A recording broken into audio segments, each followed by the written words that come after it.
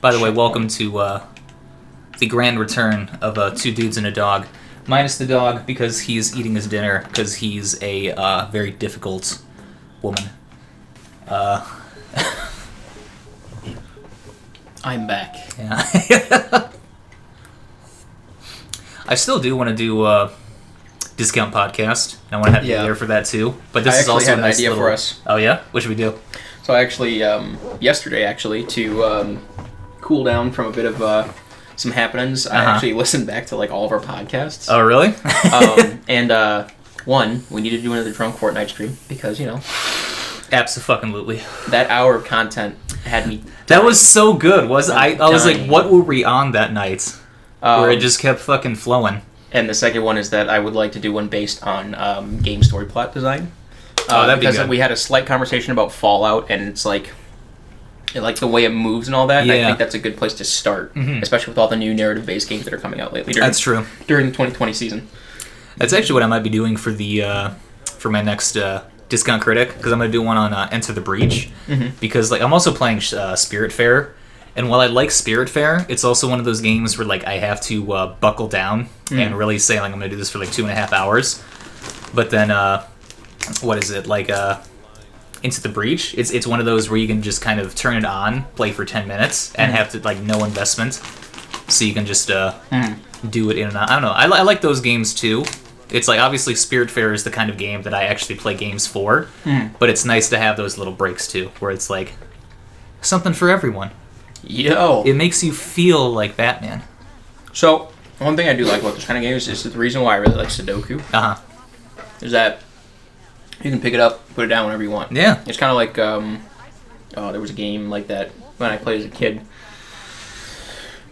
I want to say it wasn't Jak and Daxter, because there was like normal save points, just about, but like a game that you can pick up, throw like 20-30 minutes into, and then like you can get up and walk away from it. I mean, or like Skyrim, any Bethesda game. Oh, it was Morrowind.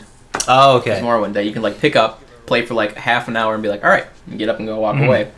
Well, like, games like that, I feel like are really good for, I guess, like students, people, you know, like have jobs, because like they can come home, they can make dinner, and like right before they like get into bed or like start doing something else, they can be like, all right, I'm gonna hop on, play like a half hour of this, bounce off. Or if you want to sink like 40 fucking hours into it, you can sink 40 fucking hours into it in a week.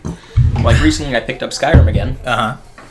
Thank you, I put 65 hours. Yeah, thank you, Ian, for that asshole.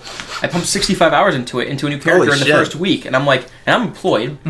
Like, I have things that I should be studying, and I still found time to pump 65 hours into Skyrim, and I don't know how the fuck I did that. Oh, God. It's like I definitely think Skyrim deserves to be criticized for a lot of things, but like just for what it is, and just like an open world for you to just have fun in, it's like there really is nothing better. Oh, we going to the original graphics?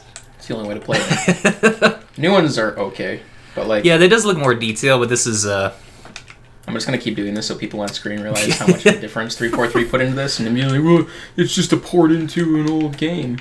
It's like, no, they worked on that. Oh, cool. You can just skip it. Oh, nice. Wait, what did you have to skip? Like the whole opening sequence, you know? That man is dead. Yeah, you got to watch him die. Oh my god.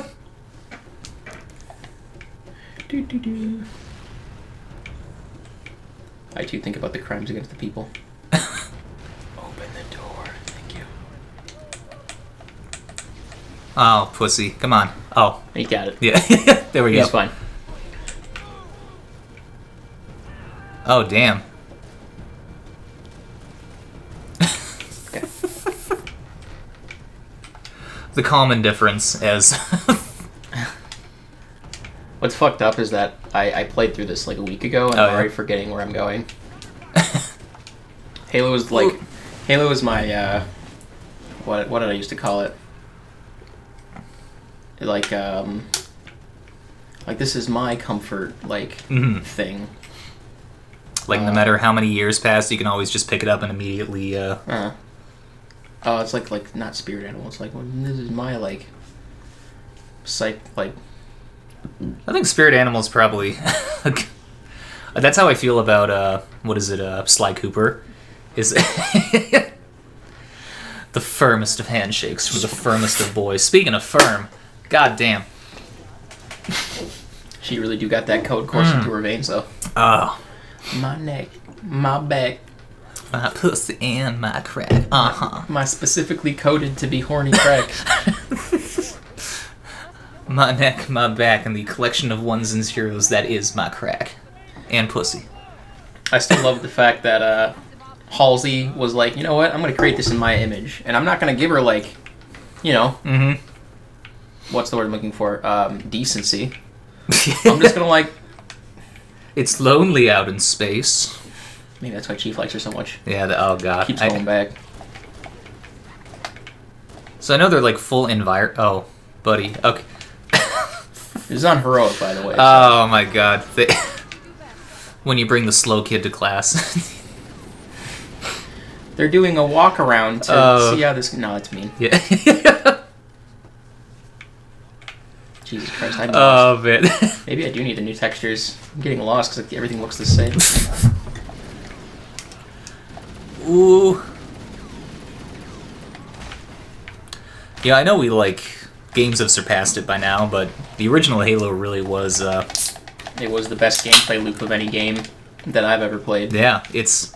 And that's what I think 343 kind of got wrong with 4 and 5, is that a lot of it was... And I don't want to bring up the thing, sprinting. Yeah, it was never about the sprinting, because, I mean, like... Halo was paced well because it was, you know, everybody was walking at like the right speed. But if you think about it, you move pretty quick. It's just everything's so open. You know.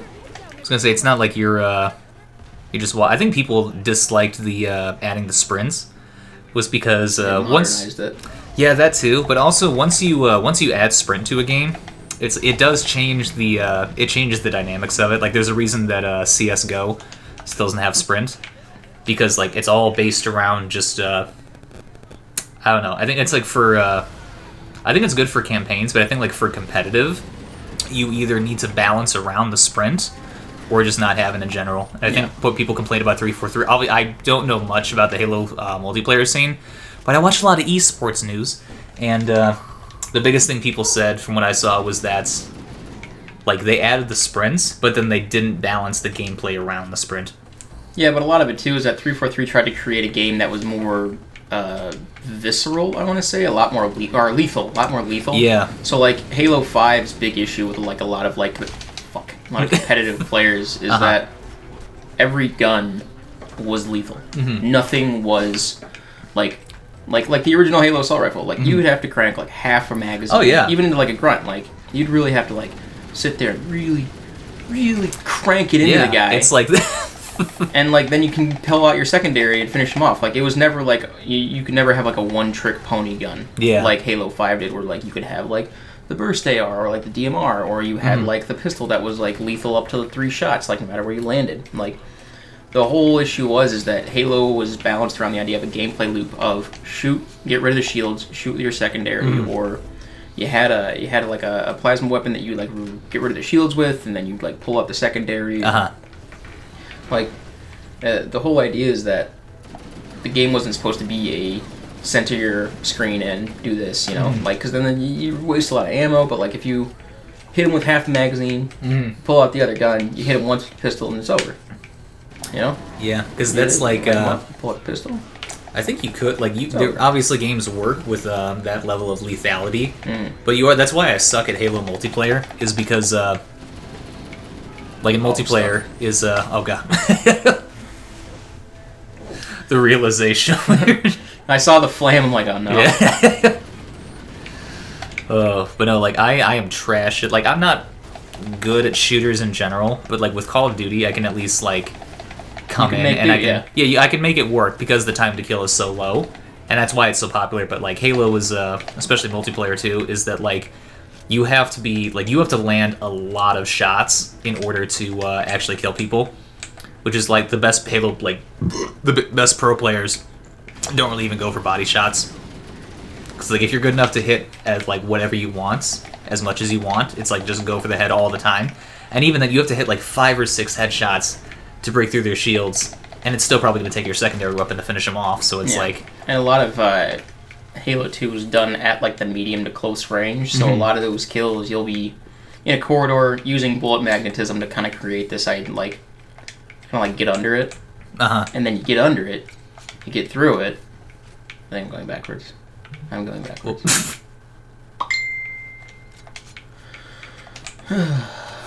You get under it, and kind of because in Halo 3, you could easily run one specific rifle and get through it, but there's no fun in it. Right.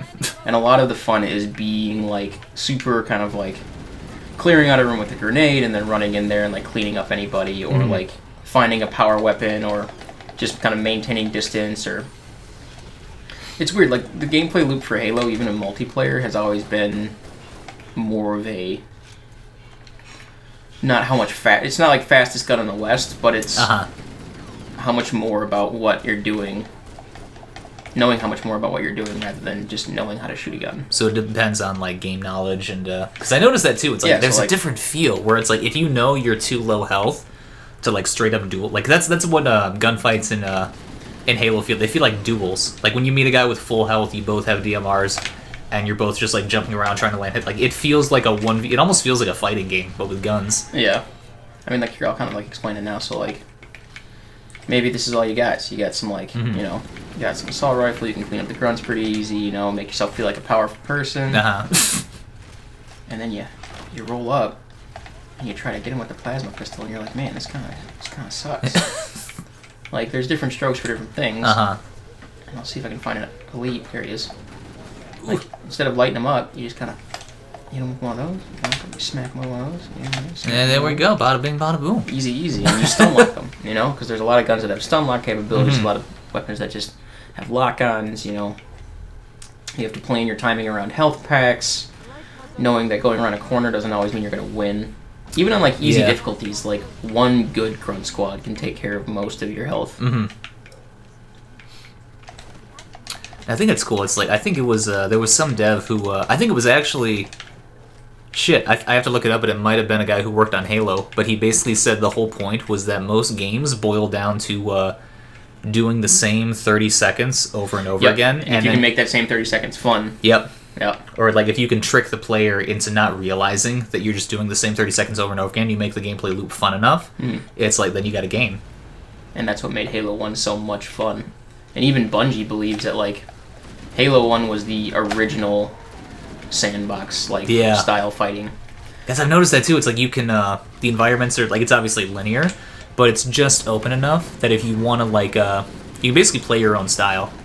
And you also what you were saying with the different guns. It's one, you got the style point right there, but then two, also it's I've noticed that I ran out of ammo a lot faster, and I found myself constantly having to switch out my loadouts and get new guns. And yeah, I think that is I know a lot of, because this is one of the shooters that kind of popularized the whole having two weapons thing, coming off of Doom and the classic shooters like Painkiller and shit like that.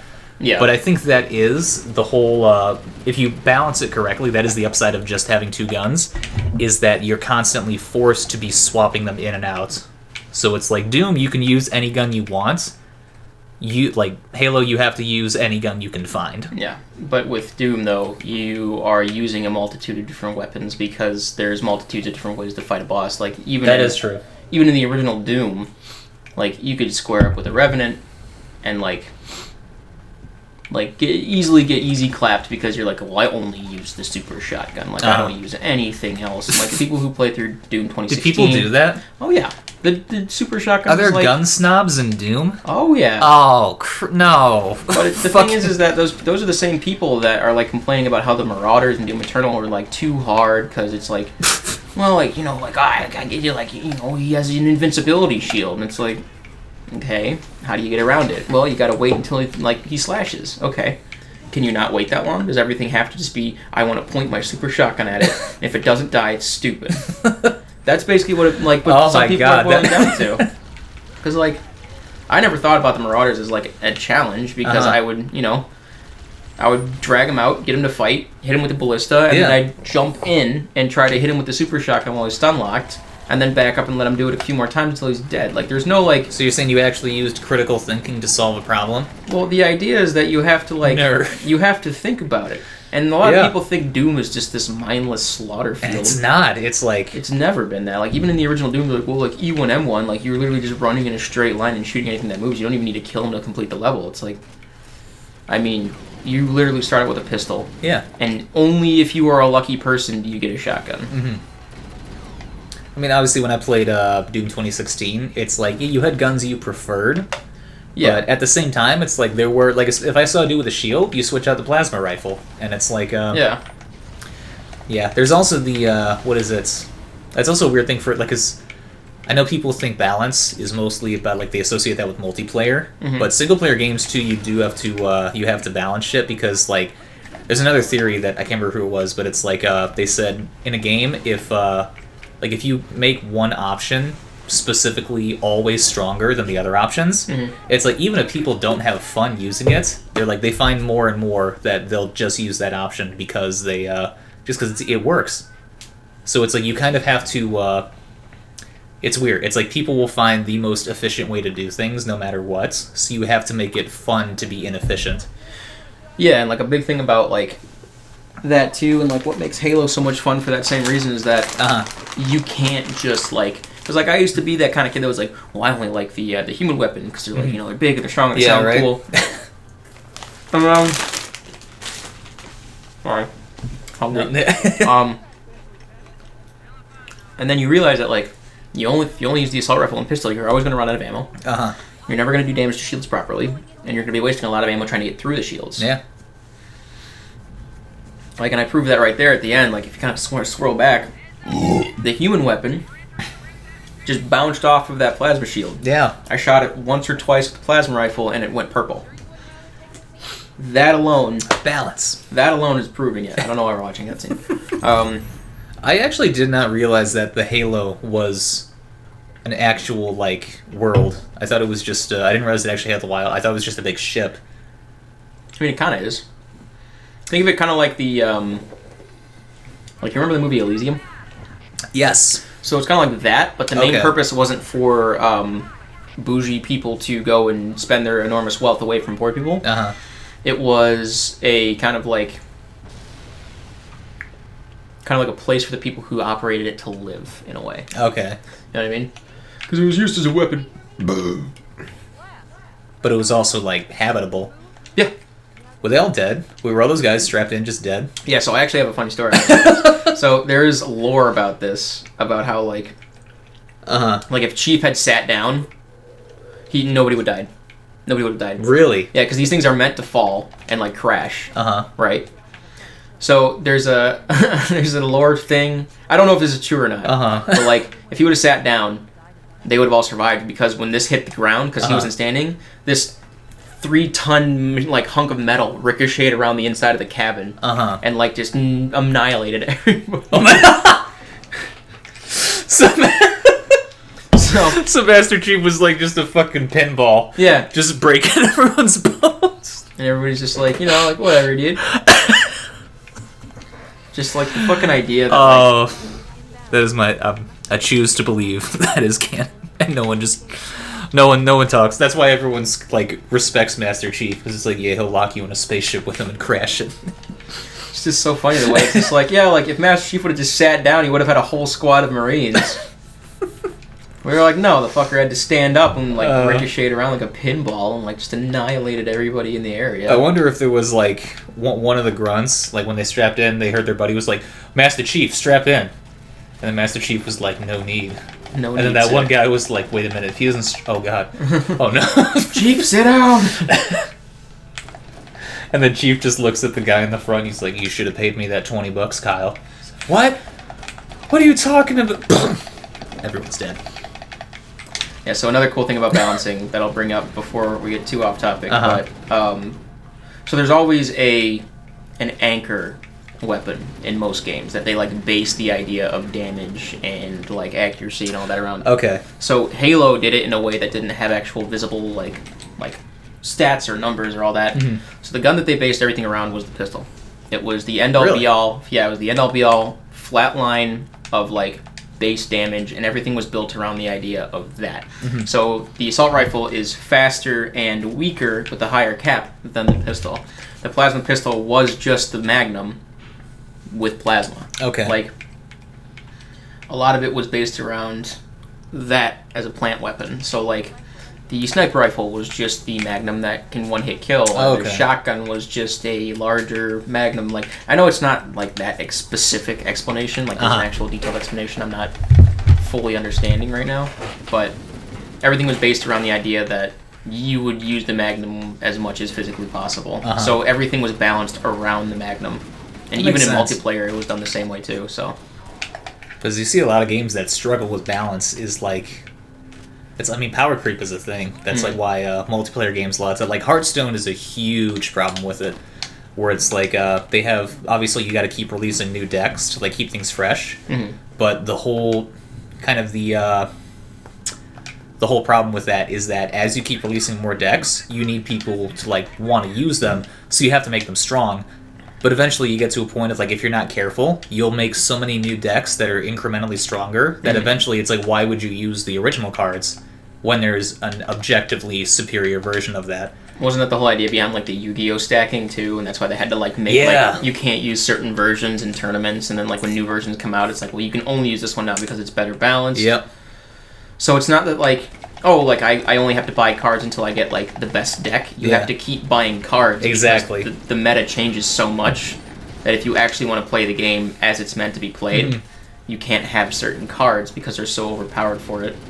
Yeah, and that's also why, like, obviously there's, like, 4 fun decks and shit like that, but, no, that's, like, the whole point of... People complain about, like, this Taken League, where, like, in League of Legends, people complain because Riot basically has stated that we balance around the top level of play almost exclusively.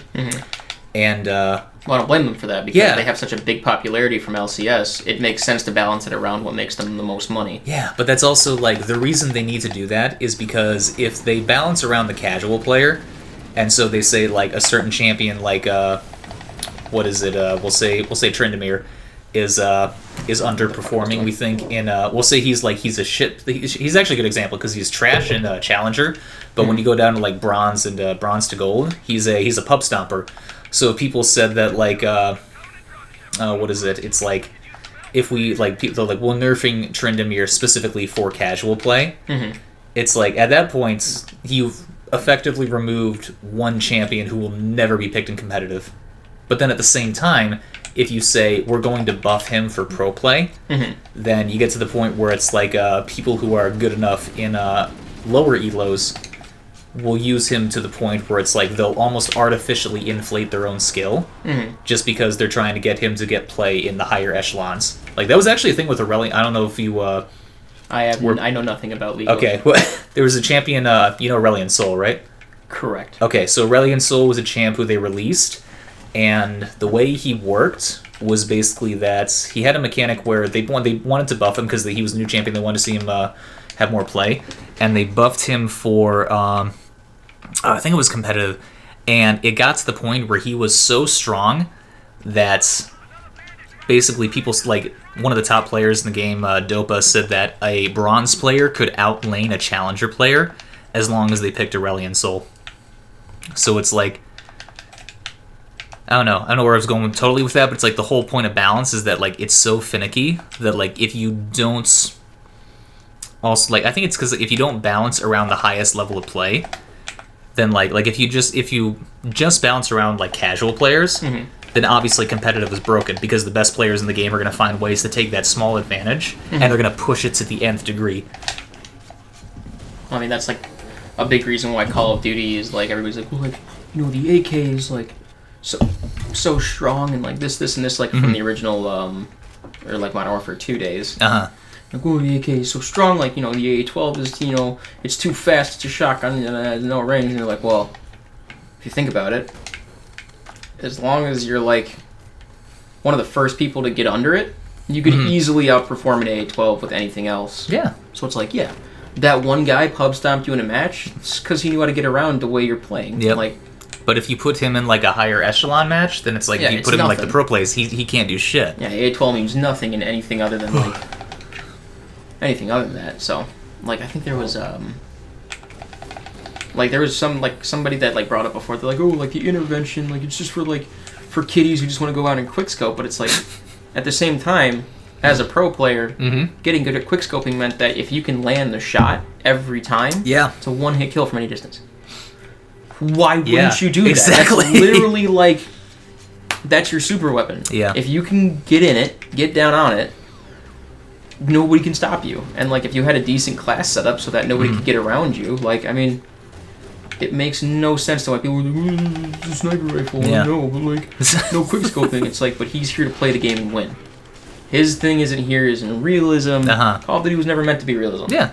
It was meant to be fun, and it was supposed to be like telling of like wartime in the campaign, and then they let you play with your friends in that time period with, you know, so and so. Like, it was only recently that Call of Duty started like getting like super, like becoming an actual esports. Like, yeah. I think it started off slower than Halo, but it was around the same time as Halo. Yeah. Like, it's still it's been going on for a while. Like, it's how we got like back when Nade Shot was one of the top players, and I don't know. I think it's really what I find fascinating is like things in games that are like what is it? It's like you put them in lower elos and they don't work at all, but like if you put them in the higher elo, it's like it's fucking broken. It's like to use an League example, you know Rise. Okay, so Rise had a thing, like he has the thing on his ultimate was a teleport that could also bring your teammates with you. Yeah, I remember that. And so because of that, because like map movement and pro play at the highest tier is such a godlike, it's so like it's the most important thing to have.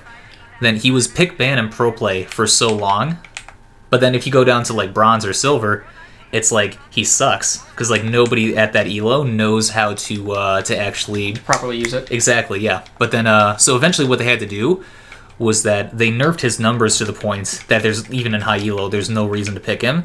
But the thing is he still gets picked sometimes just because that utility is so good in the hands of somebody who knows how to use it. Like the skill ceiling and the rewards you get from being able to match that ceiling are so high that it overshadows any weakness he might have in his kit or other places. So now he's in the dumpster because they admitted they don't know how to balance him.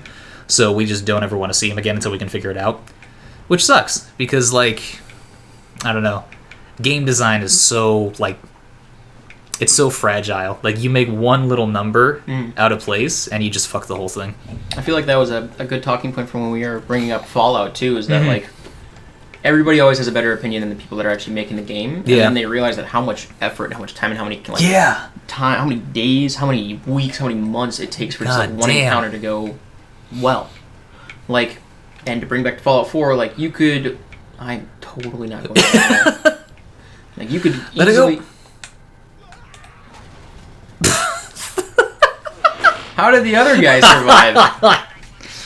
That was literally the worst it could have gone. I know what I'm doing. I was like hoping you would just roll over, like I'll maybe land on the wheels, and you'll just head first. Fuck you. But like you could have easily like made Fallout 4 like one of those games where it's like, well, shotguns do the best. Yeah. And people would just use shotguns and they wouldn't have fun. Use shotguns, yeah. Or if somebody like who likes the assault rifle is like, I want to use the assault rifle, but the shotgun's just too good. And then you have, you know, the perk system that makes it so that if you want them to be better and you only want to use that kind of thing, you can.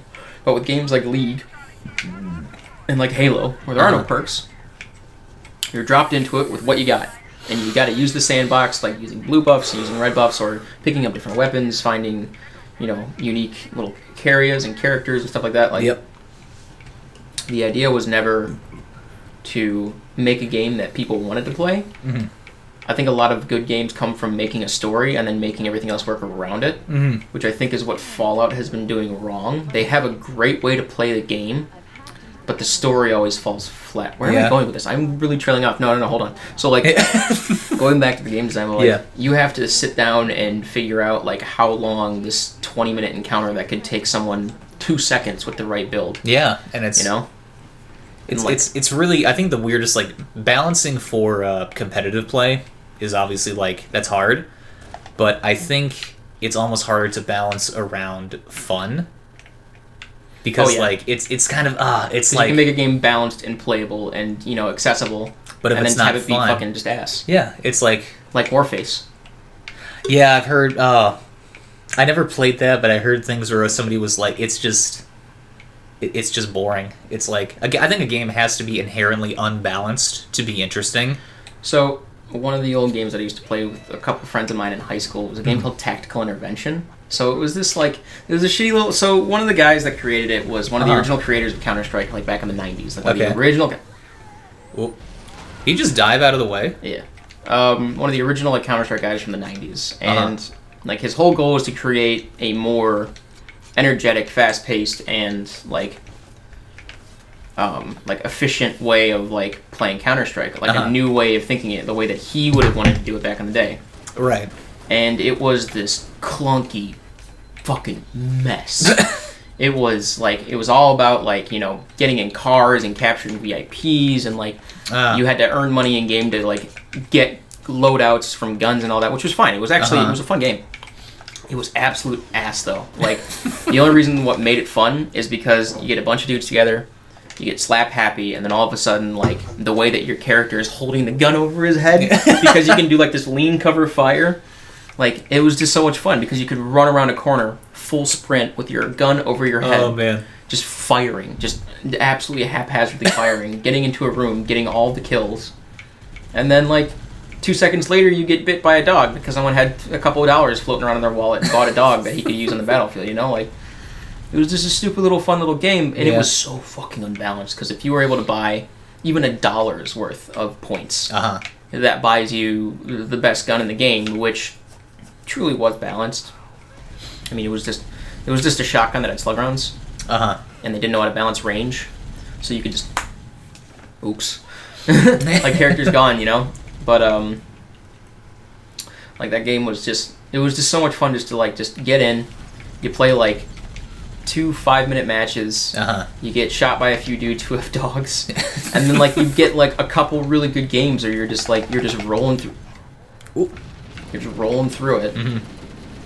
And that's just what I think it's all about, because sometimes a game doesn't have to be inherently balanced to be fun. Oh yeah.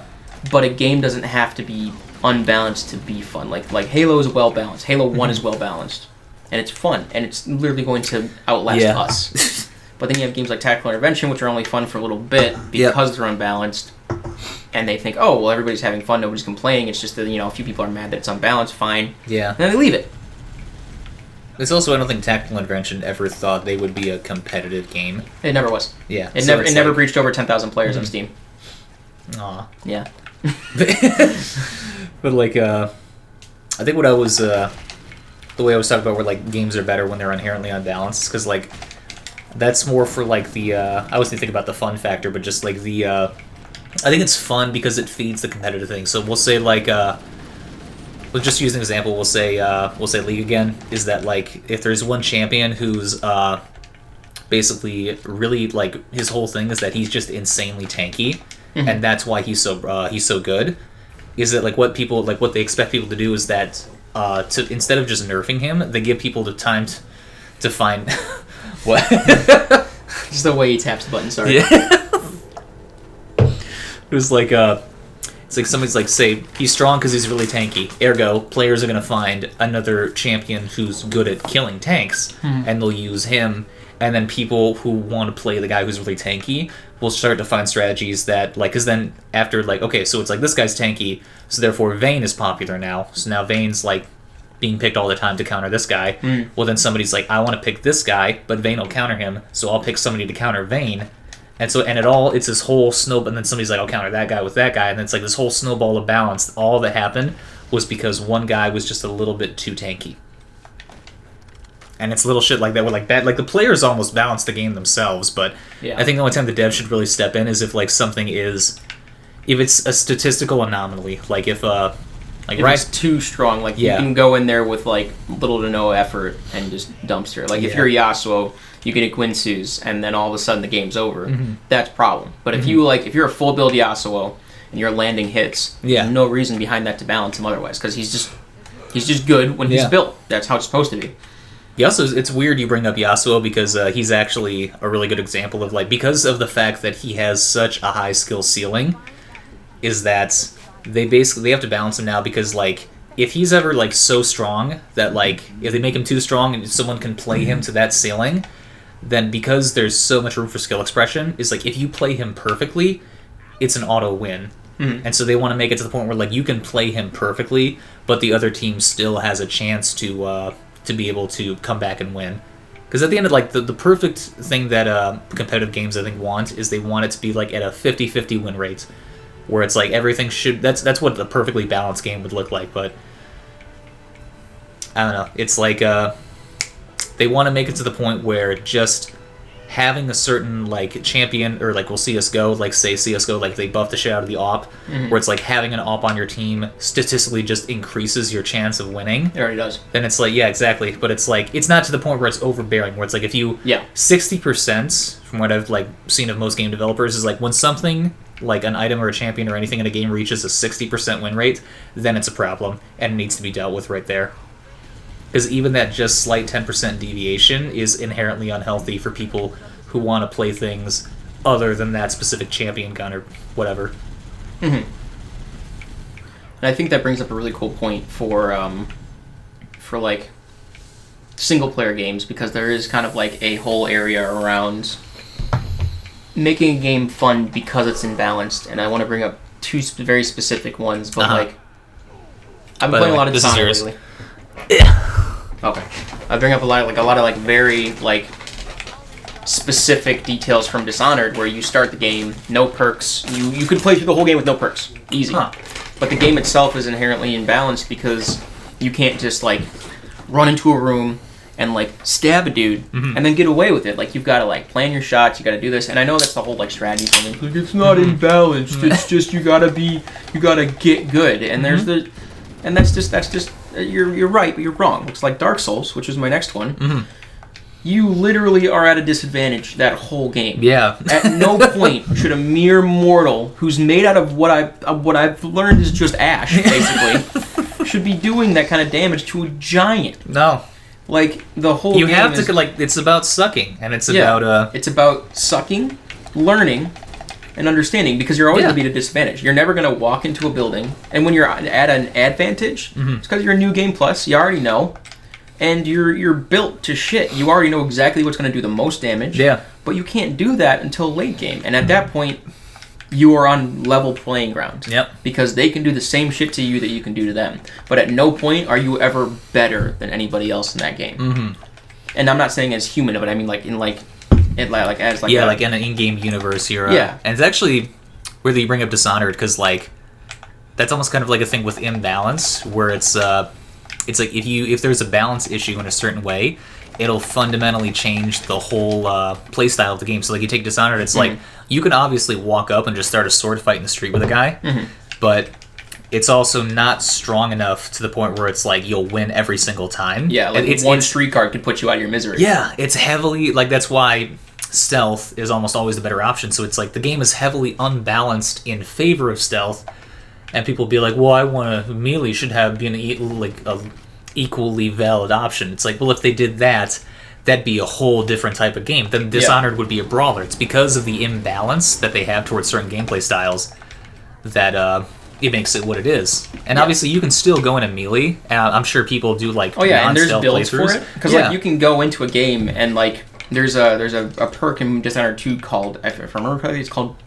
Blood Rush, not Bloodlust, where like you build up an adrenaline bar getting in fights with people, and like you can just parry people. You don't even have to fight them. You can just get into a fight, smack them once, dodge, smack them again. You don't even have to do damage. Yeah. And then if you build up the adrenaline bar enough from just parrying, you could 3-shot anybody in the game, because you can just get the instant kill because you have that adrenaline bar. So if you want to play the game super aggressively, then you get Shadow Walk and you get the Blood Mist right away. You don't get anything else. You don't even get Dark Vision. You don't do that. you buy a lot of ammo, you buy a lot of like the crossbow bolts, you buy a lot of like the grenades, and you walk into a room, you throw a grenade, you shadow walk over to the corner, you connect everybody with the perk where if you do damage to one person, it does damage to another person, and you just kill the one person with the adrenaline rush because of the amount of damage you just did, and you clear a room in less than 3 seconds. You can easily play the game stealthy, yet extremely, extremely like fast and like energetic and aggressive, but at no point does the game go, all right, you're going to walk into this room, you're going to punch that guy in the face, and then you're going to get in a sword fight, and then you're going to win. Because you could have all of that, and one guy in the room could just be a little bit far enough away from the grenade where he survives, and then hit you once and you die. Yeah. Because at no point in Dishonored does it ever say you're a god, no matter how much that dude who gives you the powers wants you to say you are. Yeah. Because you only become what you think is a god because you get so good with your own powers, you're untouchable.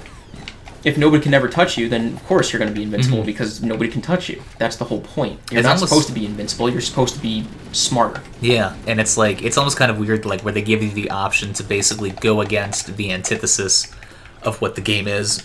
Where it's like, this is a stealth game. If you want to play it like a brawler, I think it's cool they have the option for it. But it's like, I don't know. It's never going to be. And even then, could be like it could be balanced fun-wise, where it's like if you can choose to go in as like a brawler, clear this room out, but if you play it stealthy, you'll say like there's a whole other like maybe there's like other like things you could do, like you could do to like break into like the kitchen, like disguise yourself as a chef or something, like poisonous food, shit like that. See all this other cool shit, but if you just walk in and kill everybody, it's like yeah, you got the job done, but it's like at what cost? And you just saying like being a chef and poisoning the person. Before I get into that though, so like with Dishonored too, like.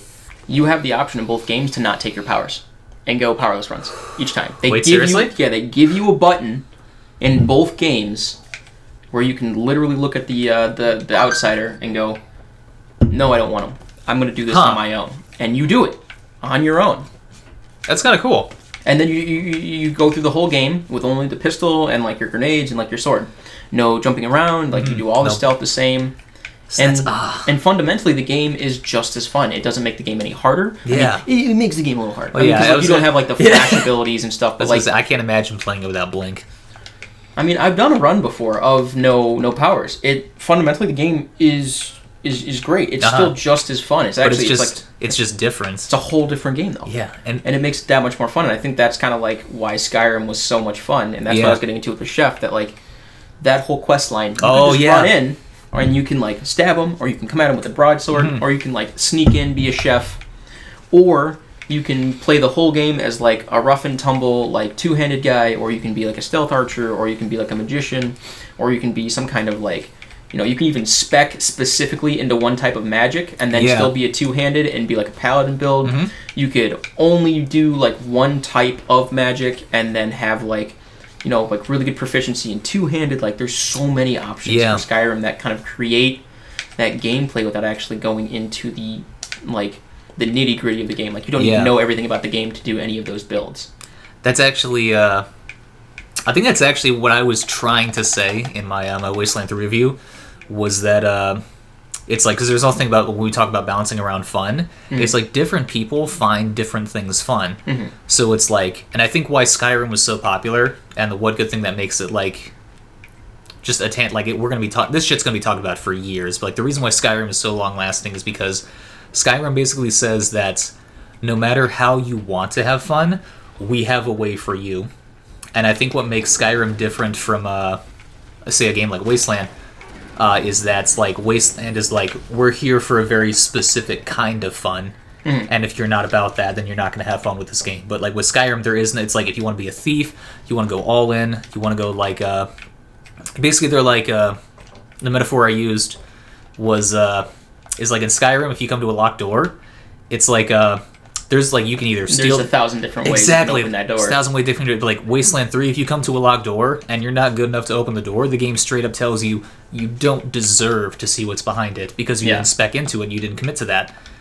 And I think both are equally valid like game designs, but I think that's like inherently something like Skyrim is going to be more popular, and because also it's so much more accessible. Exactly. It's like a it's the difference between like a like an ocean, like what do they say, like an ocean wide but an inch deep, and so it's like.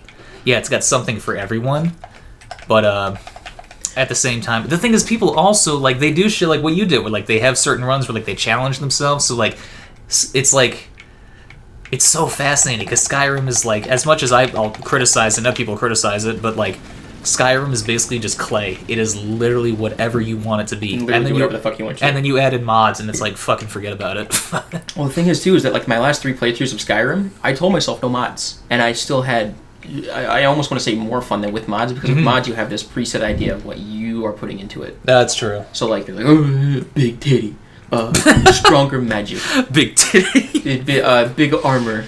And then, like, when you go into the game with Skyrim, you're like, well, like, I really got to, like, focus on, like, making sure that, like, I do these quests. And, like, you start off kind of like... And I feel like if they would, like, have let you be a little bit more open with your questline choice, like... Because once you get out of Helgen... Yeah. They're like, well, go to Riverwood and talk to Gerder. Cool, I talked to Gerder. And then you're like, okay... Gerder wants you to go see Jarl Balgruuf and talk about the thing, and then they're just going to assume that your character is going to be like, let's go fucking kill a dragon. Yeah. I mean, that's the one thing I have against Skyrim, because once you kill that dragon, the game opens up for you, because it's like, we can go to High Hrothgar and find out what it means to be Dragonborn, or you can just go do whatever the fuck you want. Fuck it, go find that orphanage and join the Dark Brotherhood and shit like that, but yeah, it's... I mean, it's one of those things where it's like, and that's kind of why I liked Morrowind better than Skyrim, better than Fallout, because... You get off of a boat, and I'll go into detail about like why this is cool in its sense. Like you get off a boat, you're a prisoner that was coming from Cyrodiil, if I remember correctly, and you just show up, and you're like, all right, what's your name? What's your birth sign? You literally start from the ground up. It gives you everything: your birth sign, your name, where you were born, what you're doing there, like what your proficiencies are, and then you start the game, and they're just like, all right, you're a member of society now. Like, don't fuck around.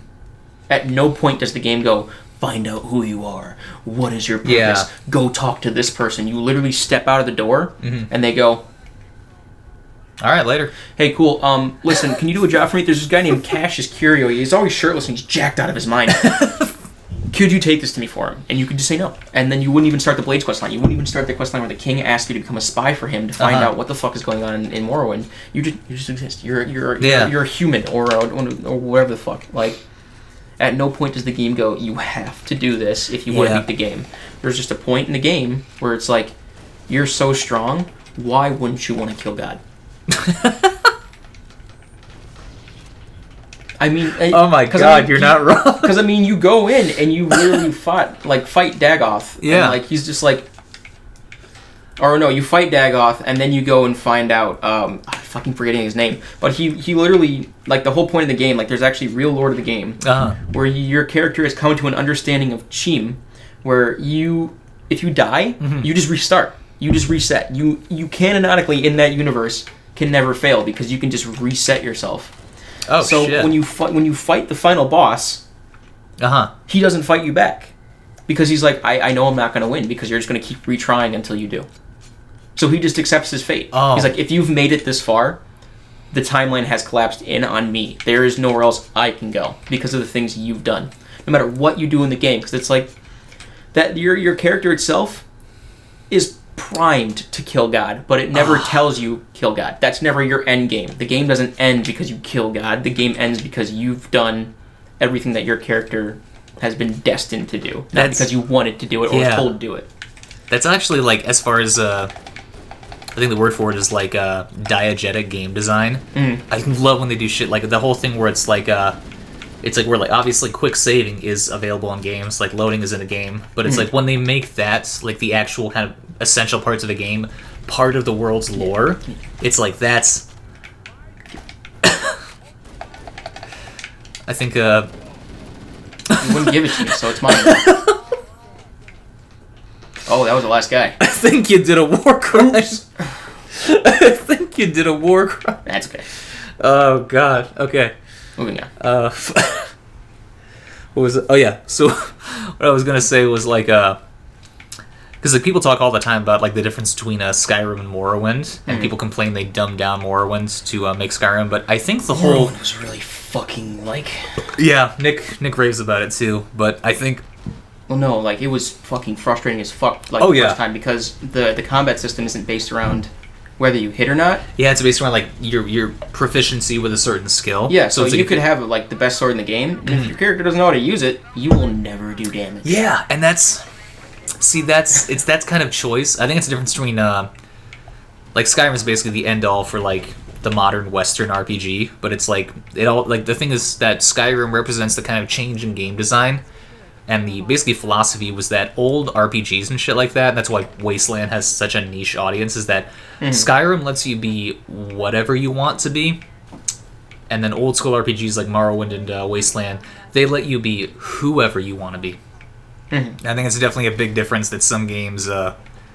Skyrim is so popular because being whatever you want to be is like it's basically a power fantasy where it's like you can do whatever, like you can join the Dark Brotherhood and be the head of the Mages Guild with like no experience in that. You can do everything, and you can be whatever, have whatever title, whatever like deed to the house, or like whatever material wealth that you can get. You can have it. But then in games like games like Wasteland, when you have more like deeper dialogue choices and consequences for your actions, is that like it's not about what you have, it's about who you are. So it's like, yeah, you have all this wealth and material gains, but it's like to get all that, you had to sacrifice an entire town, or you had to watch one of your squad mates die or some shit like that. You had to do something shitty to get it. So it's like, yeah, you have it. It's like what you are doesn't matter. It's like that, like you can have all the riches in your world. That doesn't matter. You can't buy your way into heaven. You are a piece of shit, and you deserve every bad thing that comes to you. And that's the difference between Wasteland. Is like Skyrim is, Skyrim is like, do you want to be king? Wasteland is, do you deserve to be king? Shit. Yeah. But yeah, that's like a good way to think about it, because like you could be in Skyrim and you could be the strongest person in the world, and everybody knows it. Doesn't mean you deserve it, right? It's like you're this strong because you were born this strong. You were primed to do so. Oh my god! You didn't fight your way to the top. Skyrim you were given the choice to become the top. You just had to apply it. Skyrim is fascism. What? You're gonna have to explain. I'll be right back. I'm gonna go take a piss. What the? Pause. Back. Okay. Oh yeah. So the reason Skyrim is fascism. Oh fuck! I forgot. It's because yeah. So like the whole philosophy of fascism in a nutshell is basically that like there's an in-group of people who are considered like basically they're better than everyone else. Yeah. And it can be like an ethnicity, a family name even, or it could be like a birthplace or something. But basically it's like you have this quality, which means you're better than everyone else, and everyone else only exists basically to help further your goals. And the whole thing in that like in it's more facetious than anything, but it's like Skyrim is fascist because like you're not going to be king or like save the world because you're because you're like better than everyone else. It's because you are the dragonborn, and by birthright you are destined and basically entitled to do this. See now, that's crazy, bro. I don't know. I get it. So I don't think Skyrim is actually fascist, but I think it's I think it's funny to call it that because I know it'll piss people off. They'll be like, "Keep politics out of my video games." Ugh. I thought that said "long night of sauce." Hell yeah. You don't want to get lost in the sauce? Oh god. When did that become a thing? Like asking for the source of something. When did that become sauce? I think someone just auto-corrected sauce or source to sauce one day. Someone ran with that. Yeah. It was like a way of asking, like, I'm horny and I want to know what this is. Without saying I'm horny and want to... It's never like, I have these new findings on global warming and how that's slowly eroding our atmosphere. Someone's like, oh, sauce, dog? Yo, let me get that sauce and that science. It's like, here's tits. Well, normally people ask for actual, like, sources, though. Like, hey, can you provide a source? It's when you're horny, you're like, I need the sauce. So I can blow the sauce. So you're saying it's like mental shorthand.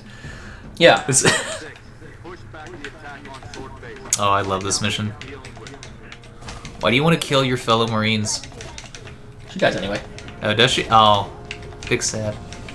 Oh, you didn't know that? Well, I knew everyone died. Can you actually kill her? I don't know. I'm gonna find out. The fuck was that? Yo, Cat, you've lost a bit of your good stuff. Apparently not. They really didn't want you to kill your teammates, huh?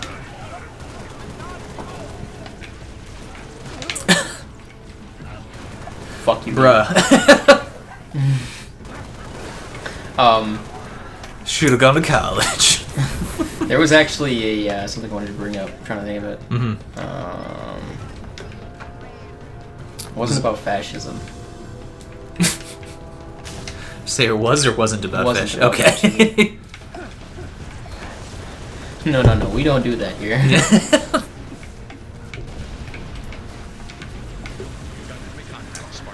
I want to say it was about the Needler. It was about the Needler. Okay, so a cool little tidbit about the Needler. I actually learned this by watching lore videos on YouTube. So, don't quote me on this, but like, kind of quote me on this. Mm-hmm. So the Needlers were actually an interesting thing because normally you'd have guns in games. They're like, well, like these people have this gun, so these people would have that gun. That was a big thing about why Halo 5 wasn't that good and balanced, is because every gun had an opposite. There wasn't like this gun is just better than that gun in this regard. Like the carbine just having better accuracy and being this and being that, and the battle rifle being this and being that. It was the Covenant needed to have a answer to the carbine, an answer to the battle rifle, an answer to the assault rifle, an answer to the pistol, an answer to the shotgun. So basically, all the same guns, just with like a chrome, like a different color pattern. Yeah. Oh god. See, palette swaps. So that's the whole thing about perfect balance. It's like. But that's the cool thing about the Needler, though, is that the Needler has always been kind of like oddly like there. And it's always been kind of like that like bullshit gun that everybody kind of like sort of kind of hates. And that's why kind of like Halo 5 and Halo 4 and Halo 3 to an extent kind of like said like, hey, Needler kind of sus. So do they have like an opposite version of the Needler? Or? So what I'm getting at is that the Needler, from what I understand, because first-person shooters when Halo 1 was coming out, were still kind of new. Like the idea of first-person shooters and like it being like the first-person shooter on the original Xbox. Like this is when consoles were still kind of like getting into it. And like the only games you really had were like twin-stick shooters. Like bro, that saved the Xbox. Yeah. I also want to get into the Xbox too after this. I have some very suspicious commentary. Ooh, that's good. I like shitting on Microsoft, so we're okay with it. Well, no, I was actually going to praise it, but we'll come back to mine then. But like the idea again, the Needler, that at least they understand is that it was the one gun that anybody that used to play first-person shooters, doesn't play first-person shooters, could pick up, and it would help them win the game a little bit. It would kind of help them aim. It did a little bit of the work for them, and it would super combine. So yeah, you could land all your shots, but if you do it in a shitty enough pattern, then you wouldn't actually like kill the person. It would just be like, if you point this in the direction of that particular person, you can kill him if you're quick enough. And I feel like that was kind of cool because it was like, well, you know. You know what I mean? Like it was like, no, that's you load into a game and you're like, I can't fucking play this game, and you pick up one gun. It's like, all right, I can get into it. I can get used to it. Yeah. You kind of like get your stride, and then all of a sudden, like, the game makes sense because you're playing the game with that, specific item. That's actually what is it? It's like that was one of the things actually that Call of Duty did really well, and why it's so popular is because remember the noob tube in Modern Warfare 2? Yeah. No, that's like the thing is that it's like they put that in there because obviously it's like Call of Duty is a casual game, but there is a skill cap where like if you're playing against somebody better than you, 9 times out of 10 they're going to kill you. And the thing with the noob tube is that it kind of for just a brief moments it removed that skill gap, so that like a level 1 player who's never played a game in their life, if they can point the noob tube at somebody and pull the trigger, it's like that person's dead. Doesn't matter if they're a professional, doesn't matter if they just started the game like you, but it's like they're dead. And then you're like, oh shit, I got a kill. I want to do more of those. And then eventually, like, the noob tube isn't, you're like, let me try getting something, like, I got that kill with the noob tube. I want to do that more often. Let me try the AK. And they start getting kills with the AK, and then all of a sudden they start getting better at the game. And it's like, and obviously, like, the whole thing is that you give some, like, a noob tube is not an auto win just because of the ammo scarcity, but it's like it allows. And also the time to kill because you have to travel. It has to travel, exactly. But it's like the whole thing is that it allows somebody of a very low skill caliber to feel like they're of a high skill, and that's what keeps them coming back. And eventually, they might become a high skill. That's why I kind of like the way that the Modern Warfare 2019 did, is that it gives you one. It gives you one in the chamber, and you get that, and that's your guaranteed kill if you can land it. And then you have to actually be good at the game. Well, I mean, not like practically good at the game, but like the good thing I think about Modern Warfare 2019 is that like at no point playing that game did I ever go, man, like that gun's fucking broken and like this is stupid and I'm fucking gay. But like like you get into it. What's up? And like, cause like you've seen me play that game. Mm-hmm. Oh, I don't mean to toot my own horn, but you and Brett are way better than I am. I'm a bit of a monster. You play Counter Strikes too, like so like shooters in general. You have you at least have experience with.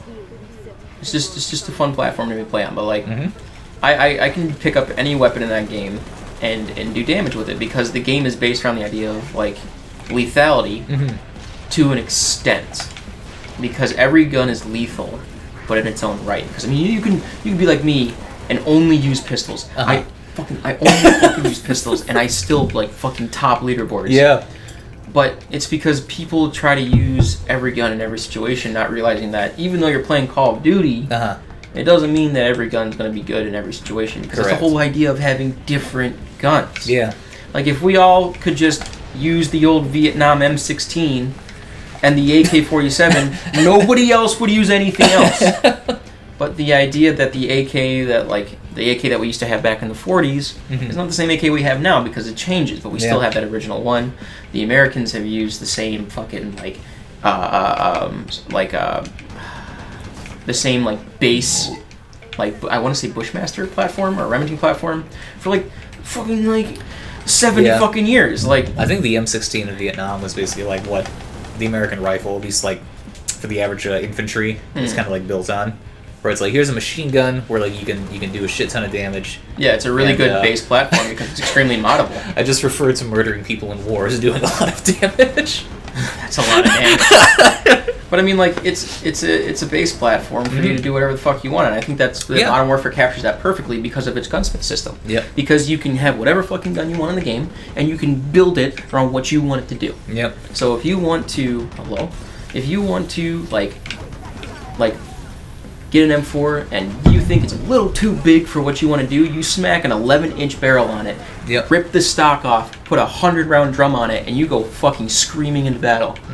Or you can put a massive 74-inch barrel on it with a big-ass stock, and you throw some like fucking 338 Lapuas in the chamber, and you light people up from like 3 miles away. The point is that you can change it, and you can change it on the fly. So you can play the game however you want. You can have grenades and this and that, and it makes it so that even if you're losing in a game and a class just isn't working for you and you just can't figure out why, you can just go, you know what? I'll change one thing on the gun, or I'll change to a whole different gun mid-match. And I think they did that perfectly because everything's so well balanced in the game that it's up to your personal skill as a player and your preferences as a player itself to make those changes in the game itself and apply them and then get better at it. Because I mean, there is good classes. Oh yeah. Like the M4A1 with the M16 barrel, no stock, stippled grip tape with the fucking 50-round magazines. That was it. That was all you had to use to win. Or you use the 7.25 with like, get the fuck off my he's boat, doing it. bastard. I didn't realize they could do that.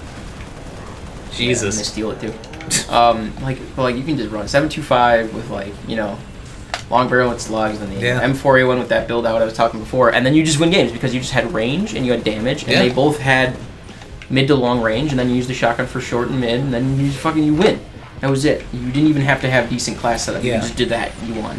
And that's that's actually really cool because like I think it's also what Call of Duty does so well is like because Call of Duty has almost done competitively what Skyrim did with single player is that like Call of Duty is basically also like obviously like this is the only closest comparison I could make would be Skyrim speedrunning is that like yes with speedrunning there is like an absolute way to do things but like if you don't care about that then like you can do whatever you want. Like with Call of Duty it's like yes there is like a meta strategy that works better than other shit, but it's like if you don't want to do the meta you can do whatever you want, and as long as you actually put in the effort and know how to do it right then you can find success.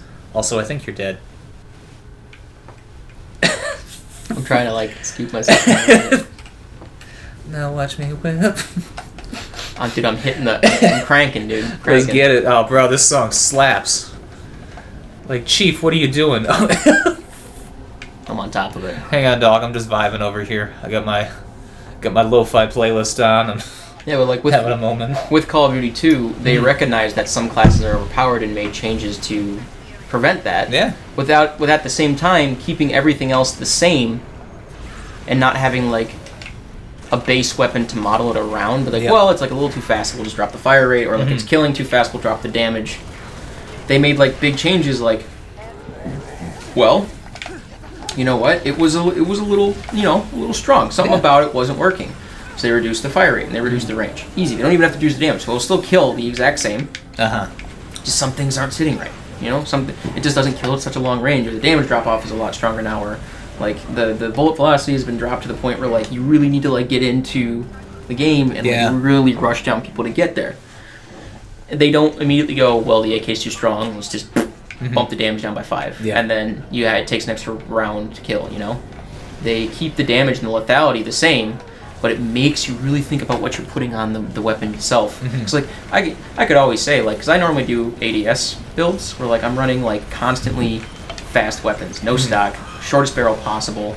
Like if I can, like I do like the stippled grip tape, which like increases your ADS speed, and then I normally run no sight because you know it's faster to aim than a sight that way. I think I once saw you turn a sniper rifle into a pistol. Yeah, it's the same idea. Like. I do that because I like to run around corners as fast as physically fucking possible, and I want to be the first person on target, not just spraying around a corner. You want to have that like basically the draw advantage. I mean, that's kind of the like, first one with your gun out. Yeah, and that's kind of why I like kind of like the cowboy like way of doing things, because like in Advanced Warfare, like the one from a long time ago, everybody hated for some reason. God, I really like that game. But like, I think it's because they were trying to copy Titanfall, and Titanfall just did it better, so everyone just assumed that like, oh, it's just trash. I just think Advanced Warfare was okay. I really liked Infinite Warfare. Infinite Warfare is still one of my favorite Call of Duties. Yeah, dude, the campaign was absolutely fucking phenomenal. And Infinite Warfare? Infinite Warfare. Really? Huh. Everybody's like, it's not Call of Duty. It's like, well, God forbid they put a real fucking story in it. You know? I don't know. But like, with Infinite Warfare, like, they gave you a boost, but they didn't give you like a jump jet. And then in the multiplayer, they gave you a jump jet, but they made it so that if you were jumping, you couldn't aim. And if you were aiming when you did jump, your character had to land, take a second, recover, and then start firing again. So people can't just jump through a window and just BAM! You know, so that almost sounds like they were trying to balance like fast-paced, reflex-based gunplay with because it can get you to a higher spot, or it can get you into a building, but you need to be ready to compensate for the fact that you need to readjust. And I think Wow, I swear to God, fire. Like, yeah, right. I think Halo actually did that really well, because Halo is obviously it's about accuracy, and it's about like if you get the drop on somebody, you have a big advantage. But like at the end, it's also about how well you can hit your shots. And you don't really have a crutch for that. This makes me very glad I'm not a game designer, because you know like as soon as you fuck up once, everyone's like, game sucks, go next, cancel.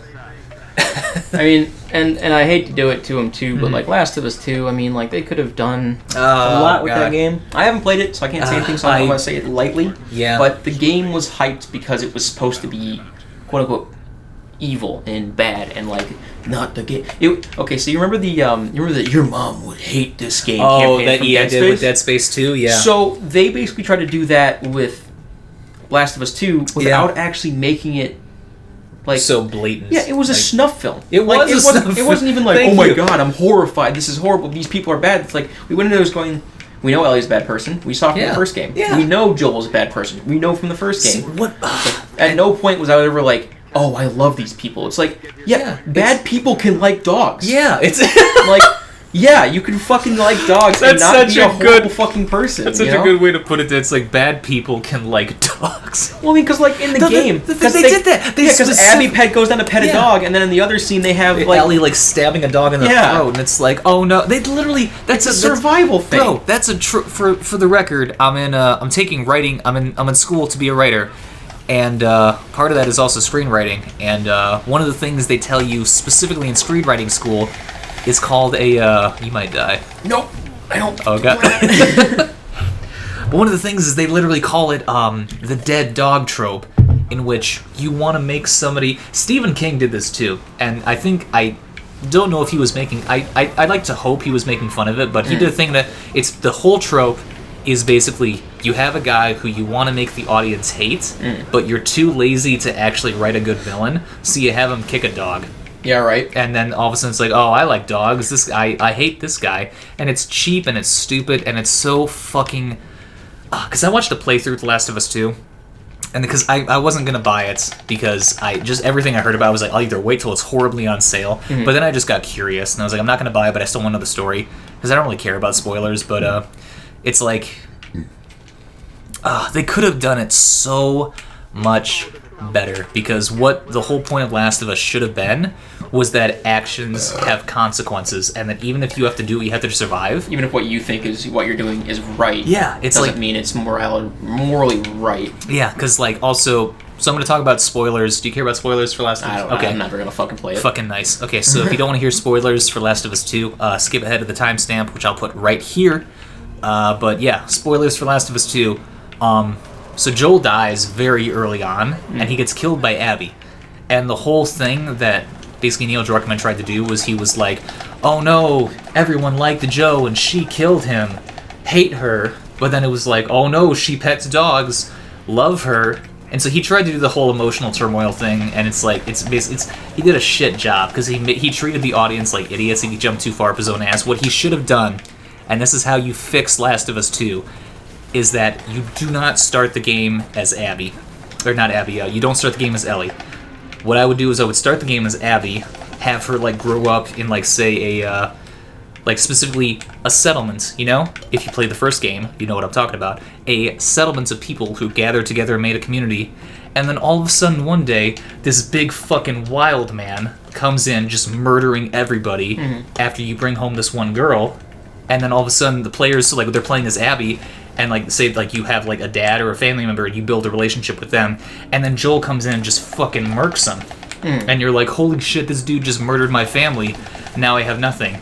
Then you can skip forward, have Abby like doing her own thing, and then you go back to Ellie, and then you're like, okay, now we're playing as Ellie and Joel are going out, and then you meet Abby, and then you like, oh, this is the bitch I just played as, and this Joel killed her dad, and it's like, then you have this emotional connection now, where it's like, now you're torn, because you like Joel, but at the same time, he murdered a lot of people. And you watched how that affected someone. Exactly, and now, like, that's the whole thing. You don't want to make it clean cut. It's you want to, like, I like Joel, but he also killed people, and he deserves to die, but at the same time, I have a personal attachment to him, so I'm biased against that. Then Abby kills Joel, and then, Ellie goes on her whole journey to, like, get revenge and shit, but then the whole time, it's like, then it's the question, it's like, was it really, like, did Joel just, like, if Ellie stopped at the beginning of the game after Joel died, so many fewer people would have died. But because Ellie was blinded by that, then what the fuck is he doing? What? What is he doing up there? Sorry to cut you off. No, that's fine. I'm like, he's vibing. He's cruising, dude. Yo, he's floating. Oh, hell. That grenade just went through the wall. Oh my.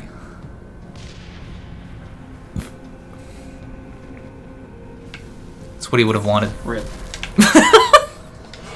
Dapping one for the homies. Sorry, continue. No, that's fine. But like, now if Neil Druckmann had actually put in the effort to make us give a shit about Abby, but the thing is, I think he was a coward, because he wanted to, he still wanted people to see Joel as the good guy.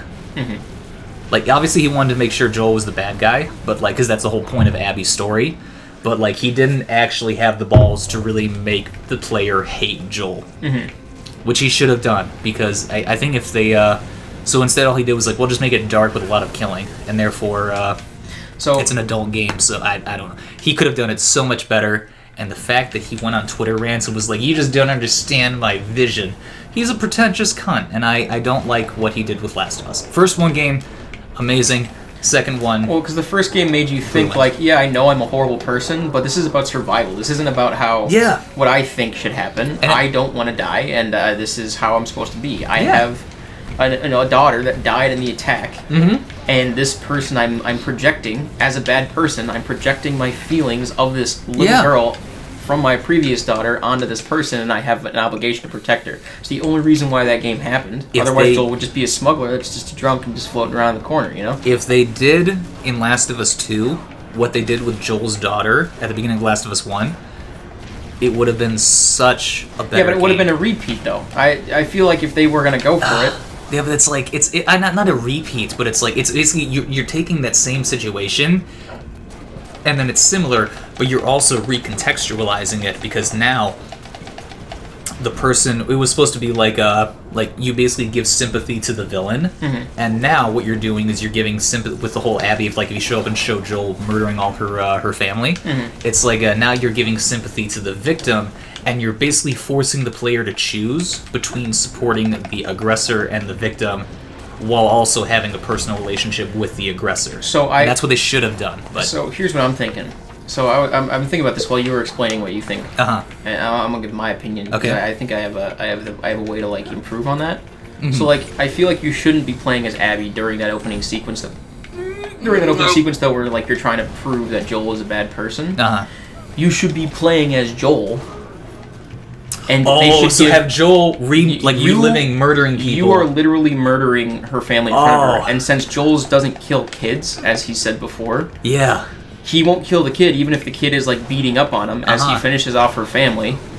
And then he has to look at her and go, well, sorry, I have my own family to protect. Yeah. And then Abby gets the chance for revenge. And then Abby gets the chance for revenge because she's going to go her whole life being like, well, I need to protect my family. And then when she sees Joel again, it's not going to be like, well, some random, Joel, the guy that we watched kill her family, and try to be like, we don't have to place ourselves into the shoe of the enemy because we're the ones that created that enemy. Because we are, as a people, we should still only be playing as Ellie and Joel. Yeah. Because if we play as Abby, then at that point it goes, well, they want us to feel for the enemy when nobody's the good guy here. That's Joel actually walked in a way and killed her smarter whole family. That's a smarter way to do it because then you make the player complicit. Yeah, you were the one who did it. You can't be like, well, Joel's not a bad guy. Yeah, it's like, no, you are a bad guy. You killed people. Yeah. It's almost like, if you do it that way, it's almost like Joel's getting punished for your actions, because you are the player. And that... the reason why he died is because you fucking walked in and shot up Annalie's family. Yeah. And didn't expect the girl to grow up in a survivalist apocalypse and go, hey, I found you again. Bah! Nobody's gonna fucking let me hey, that's the guy who killed my dog. We'll see ya. No, everybody's gonna be like, you fucking murder you. I'm ready to go. That's... it's like... And I feel like putting the player in the position of doing the dirty deed doesn't, because, if you don't let the player do the dirty deed, they're not gonna be like, well, I didn't do that. The game told me to do it, and they did. If they just let you play through the game, get through this camp. Oh, they're armed. Well, they're gonna shoot us if they see us.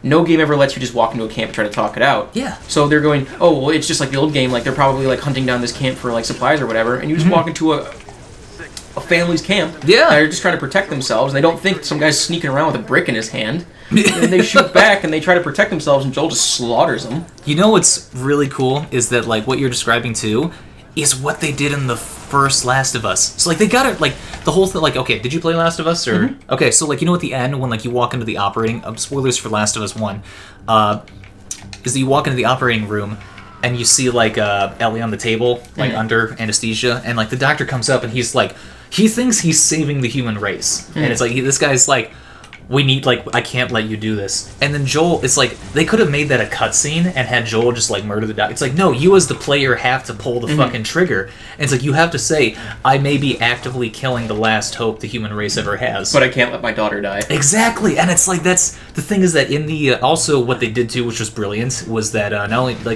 I don't know if you actually have to kill the doctor, but at least the other two nurses is they hide. It's they'll cower from you. And in that moment though, I was because I had such a connection with Ellie and Joel, is I murdered the two other nurses just because I was pissed. And it was how fucking dare you try to do this? And later I thought back on it and I was wow, I just killed two innocent people. I didn't have to. Yeah, they were just trying to help the doctor who thought he was saving the human race, and they thought they were doing the same. And so then that's they should have made.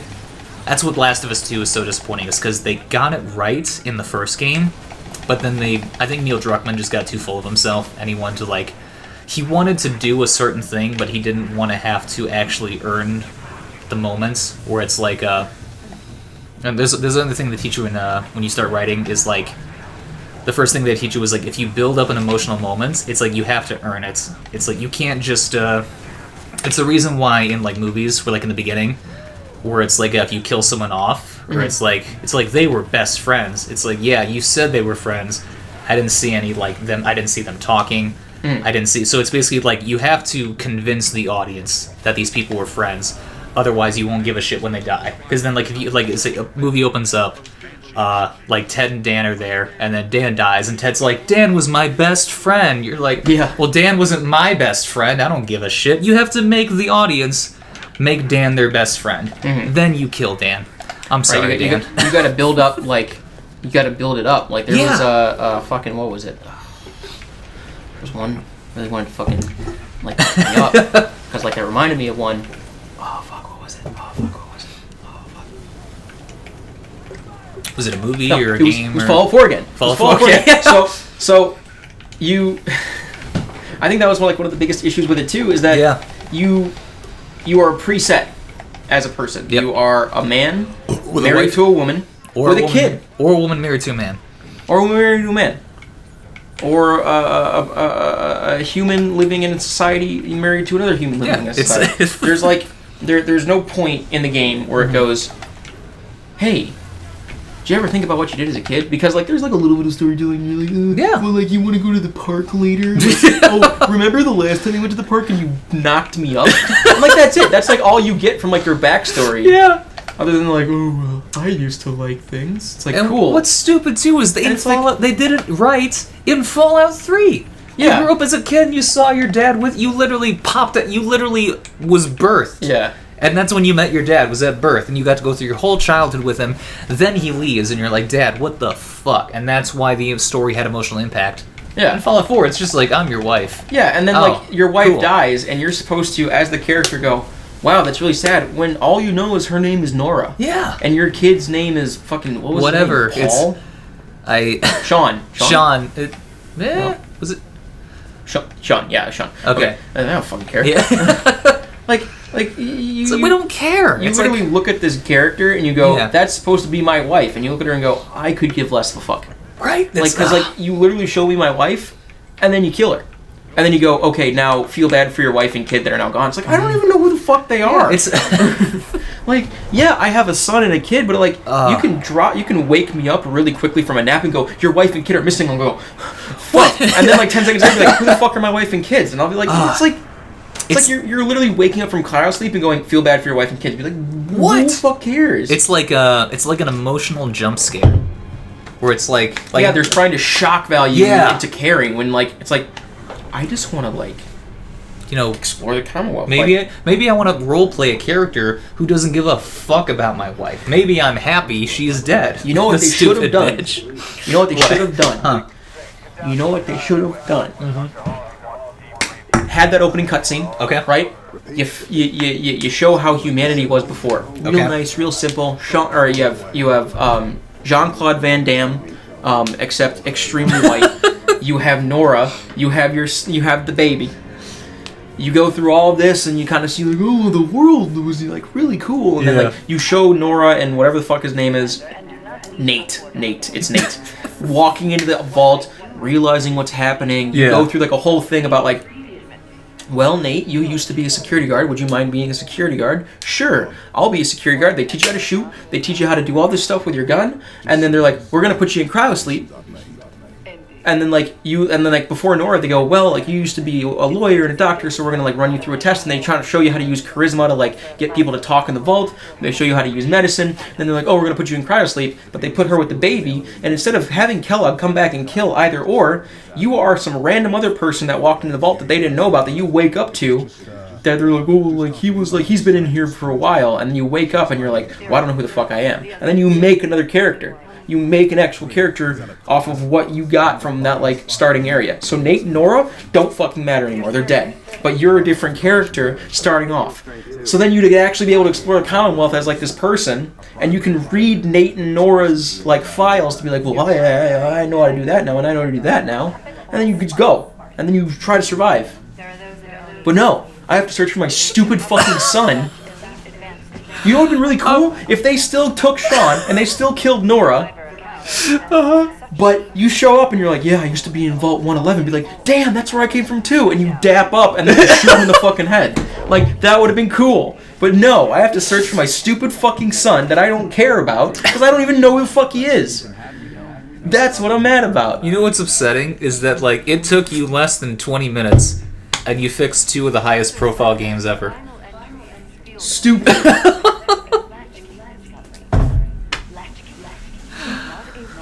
Oh my god! Why are we making Fuck billions of Bethesda. dollars? Fuck, but Todd Howard can suck my dick. Todd Howard, give me a call, I'm broke. Yeah, right. Oh. Fucking. So yeah, you fixed Fallout. You fixed Last of Us 2. Fucking. You know what? Topic change. So I wanted to talk about the new Xbox. The Xbox. That's true. Series We were X. going to talk about it. You're going to compliment Xbox. You know, if I'm walking, light me up. Yeah. What the fuck? That's what I was thinking. It was. I don't want you to pay for an Uber if I literally live a block away. Oh, there we go. So, okay. I'm just gonna come out and say it. Okay. From the information presented to me, I'm getting an Xbox over a PlayStation 5. No, that is surprising. Now, let me explain why. Okay. Sony charges you monthly, and you get free games a month, Correct. right? Cool. If you ever lose that, you lose them. Same with Xbox, though. With the Game Pass. Yeah. Now, Xbox Series X is going to be affordably priced at $249 to $449 for a system. PlayStation's going to be around the $400 to $500 mark. I'm expecting at least 500. Yeah. So, to circumvent, most of this, Okay. Xbox is charging $35 a month for online and Game Pass all Wait, at once. 35 a month? Now get this. Huh. Now get this. You can have almost any game on the Game Pass. Plus, you get to have online. You get all access to if I remember correctly, it's like you get access to Netflix and like all this other shit for $35 a month.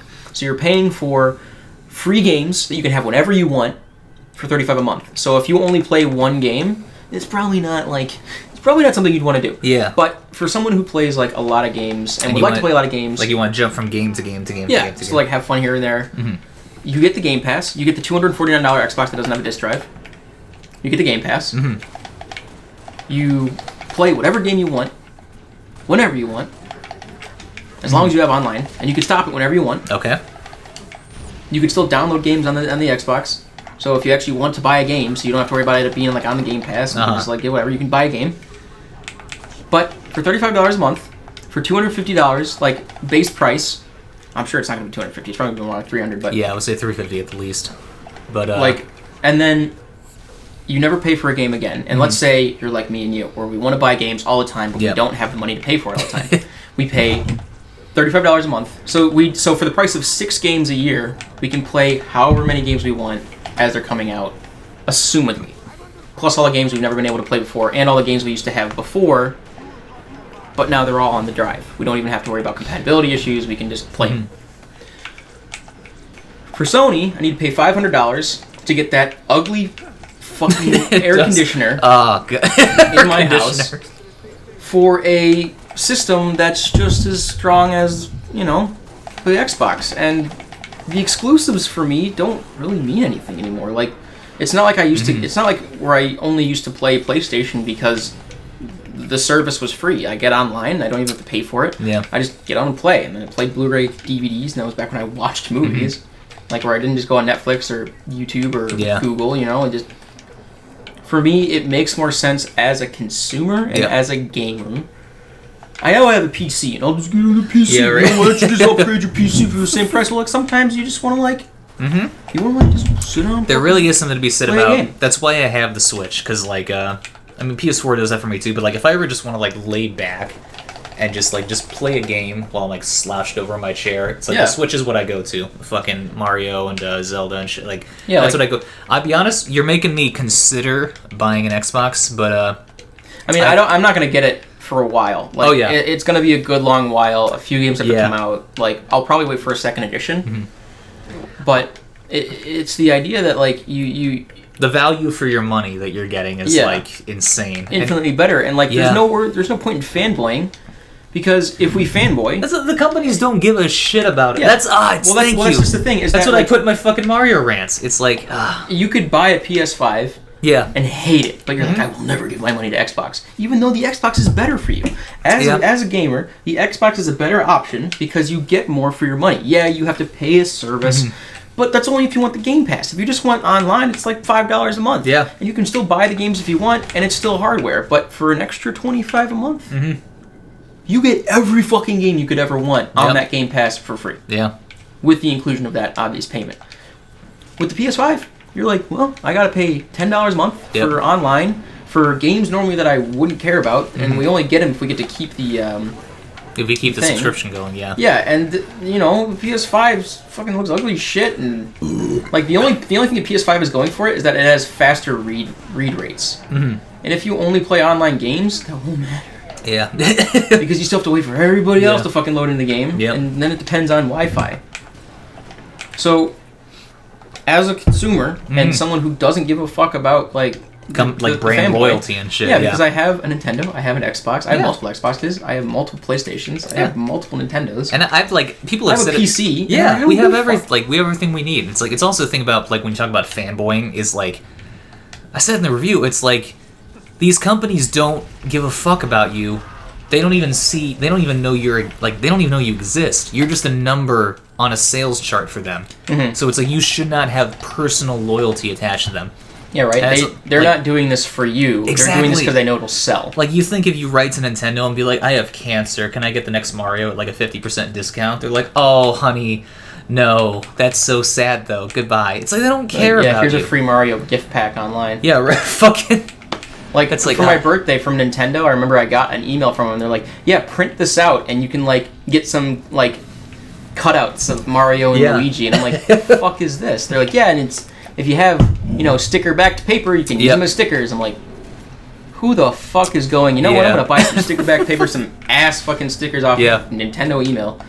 Fucking, it's... I'll be honest, like, the reason I was so sour to Microsoft was because, remember when the Xbox One first came out? There was the whole debacle. Xbox basically said, and what they did was they said, like, it's going to be an always online console, and we're not going to allow used games to happen. Well, and the whole reasoning behind that fucking that's the whole thing. It's like my whole thing is that if I buy, even with like physical games, it's like they're like you don't. Basically, the whole thing is if I buy a physical piece of media, I should be able to do with that whatever I want. The fact that they were like, you bought this, but you don't really own it, because if you want to like say like, well, the PS2 game, if you buy your PS2 game and it's like, your friend's like, I want to try this out. It's like, here you go. They can take it home, put it in their console, because that's your property that they can do it with. What Xbox and Microsoft said back then was they said that if you buy one of our products, you're just renting it, but we're going to charge you like you're buying it. And as soon as you don't play by our arbitrary rules that make us more money, you can't have it anymore.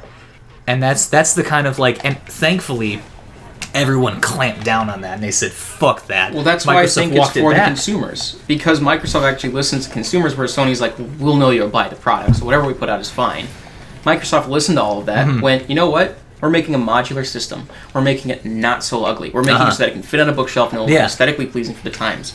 We're doing this at a lower cost, because we know the people that are going to be buying the consoles, especially during this time, are going to be putting more money into paying for subscriptions, and the subscription-based market is definitely more. Yeah. So they're like, what's the point of us selling a high-end console that looks to the way we want it when we sell it to the consumer the way they want it, and we just charge them more to use it in a way that we would want them to? And now see, this is where I'm actually like, this is where my mind is split, is because back then, I specifically went with Sony, one, because PS4 had more exclusives, and it were better exclusives, and two, because they could have jumped on board with Microsoft and said like, yeah, we're also not doing used games because it makes us more money, fuck you.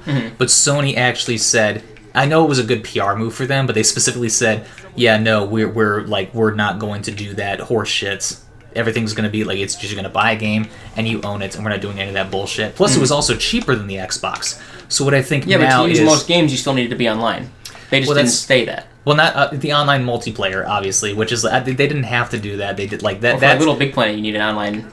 You need to be online all the time. Yeah, see, one of those like that was those few games that like that was horseshit. But it's like but that was the exclusive. Yeah. That was what people bought the console for. But the thing is that like now, is that I think back then is that Sony was doing it better, and that's why I was happy to give them my money. Now, from what you're saying, from what Xbox is offering, that whole like the Game Pass, and you get every game you could ever want just for like a flat fee, and the cost of 6 new games a year, and you get like 20 new games a year, and it's like, yeah, that's better. But now the only thing Sony is offering, they basically have said like, I haven't. They've offered better. They've offered a better cooled PS4. Yeah, they've offered better specs, but it's like the thing is they're not upgrading the PlayStation Plus pass at all. Like they're not giving us any more value for that. They're keeping it exactly the same. So the only thing I'm gonna do, like the thing that they say they're doing, and the thing that is probably gonna be the thing that gets me into a PS4, is that they're pumping so much fucking money into their exclusives that like.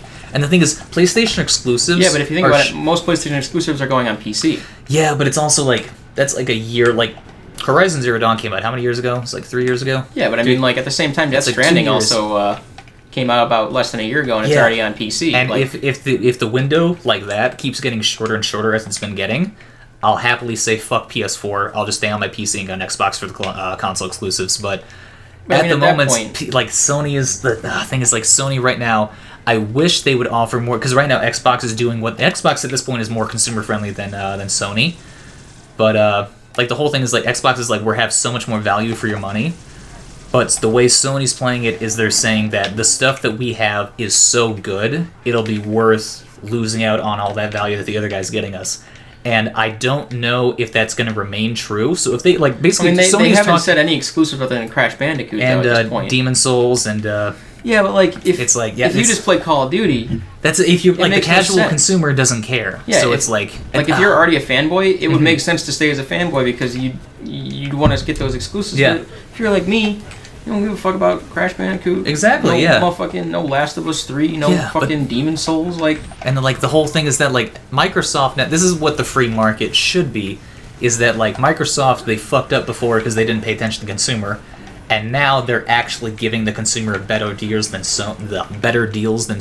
Mm-hmm. So what Sony has to do is they either have to match that and make their online pass just as good, or they have to have exclusives that are so fucking bomb that it is worth paying all that extra money just to have access to these games. And right now, that's where they're like, this is where the faith card comes in, because like they don't have any exclusives right now besides Demon Souls. It's like probably a couple others they announced, but it's like they have a very small number, but they're basically asking for a lot of faith on the side of the consumer. And I do not trust any fucking corporation. Like, you should never trust a corporation. Like, they exist solely... Especially with your money. Exactly. They exist solely to make money. So the fact that Sony is asking us to trust them and just hope that they're going to give you value for your money when you buy the console, I think that's stupid. And I think that... I'm still torn on what console I'm going to buy. I mean, but either way, the fact they're competing is good. Yeah, and competing in a way that actually benefits the consumer rather than being like, well, we're just going to be the better worse. Yep. We're the lesser of two evils. Yeah, now it's, oh, you actually care. Mm-hmm. Yeah, okay. That's like, it's the whole thing with EA, where it's like that video I did about the UFC advertisements. It's like, EA like literally does not give, like, it doesn't matter how much consumer outrage happened. They pulled the ads back, which I just found out, but they did not do, people think EA is like, oh, EA is like, they're listening to the consumers. It's like, they did it solely because it was a short-term PR move, and because it obviously was not making, like, if the amount of money they were making from the ads was worth the bad PR they were going to get, they would have said, fuck you, we're keeping them in, because we're making that much money. Because they were losing sales from that bad PR, that's the only reason why they walked it back. And it's like, I've seen people where they're like, oh, so EA is finally learning their lesson. It's like, no, they're not. It's like, the EA is They were losing more money than they were making. Exactly, and that's the only reason they did that shit. It's like, like, Endgame is like, if it is in a company's best interest to fuck you, it will fuck you. And the only reason they do anything good for the consumer is because they're going to get sales out of it. Like, good PR translates into sales. That's why they're being nice to you. It's like the same, like, I love Nintendo. Like, Mario 64 was the first video game I ever played. So it's like, I love Nintendo, everything they do. I think they're innovators in the industry, and I think we actually need them to, like, keep pushing shit forward, like with the Wii and the Wii. Like, no other company besides Nintendo is going to do that, like, weird horse shit. But it's like, at the same time, Nintendo is not your friend, They don't care that you like their games. They don't even care that like your childhood might have been based on them. It's like all they care is that you liked their games and you paid them money. And if it's in their best interest to make you miserable, to make more money, they will do it. Absolutely. This has been my communist TED Talk. We meet under the bridge at midnight. Maybe like another big thing about like PlayStation and Xbox too is that a lot of their consoles are like rushing to get out this winter. Yeah. When Xbox is releasing with no release titles because Infinite got pushed back. I saw that, yeah. Sony has really no release title. Besides Demon's Souls. Demon's Souls. Yeah, it's like... I mean, really, and that's just a rehash of an old game. It's not really a release title. But. Yeah. So, here's my thing. The reason I would like an Xbox more, mostly because of Halo. So I got Halo, and I got Call of Duty, and I got like my few other fucking whatever games. The only reason I would get a PS5 over an Xbox, even if Xbox did kind of go like, well, you know, maybe we'll start charging more, is if Killzone or Jak and Daxter came back to PlayStation. The only reason. I remember you were big into Jak back in the... Jak and Killzone were like my childhood, man. Those are the reasons why I got a PS4, because I was like, there are going to be more, and then Shadowfall came out, and that was okay. Oh, that was bad. Was it bad?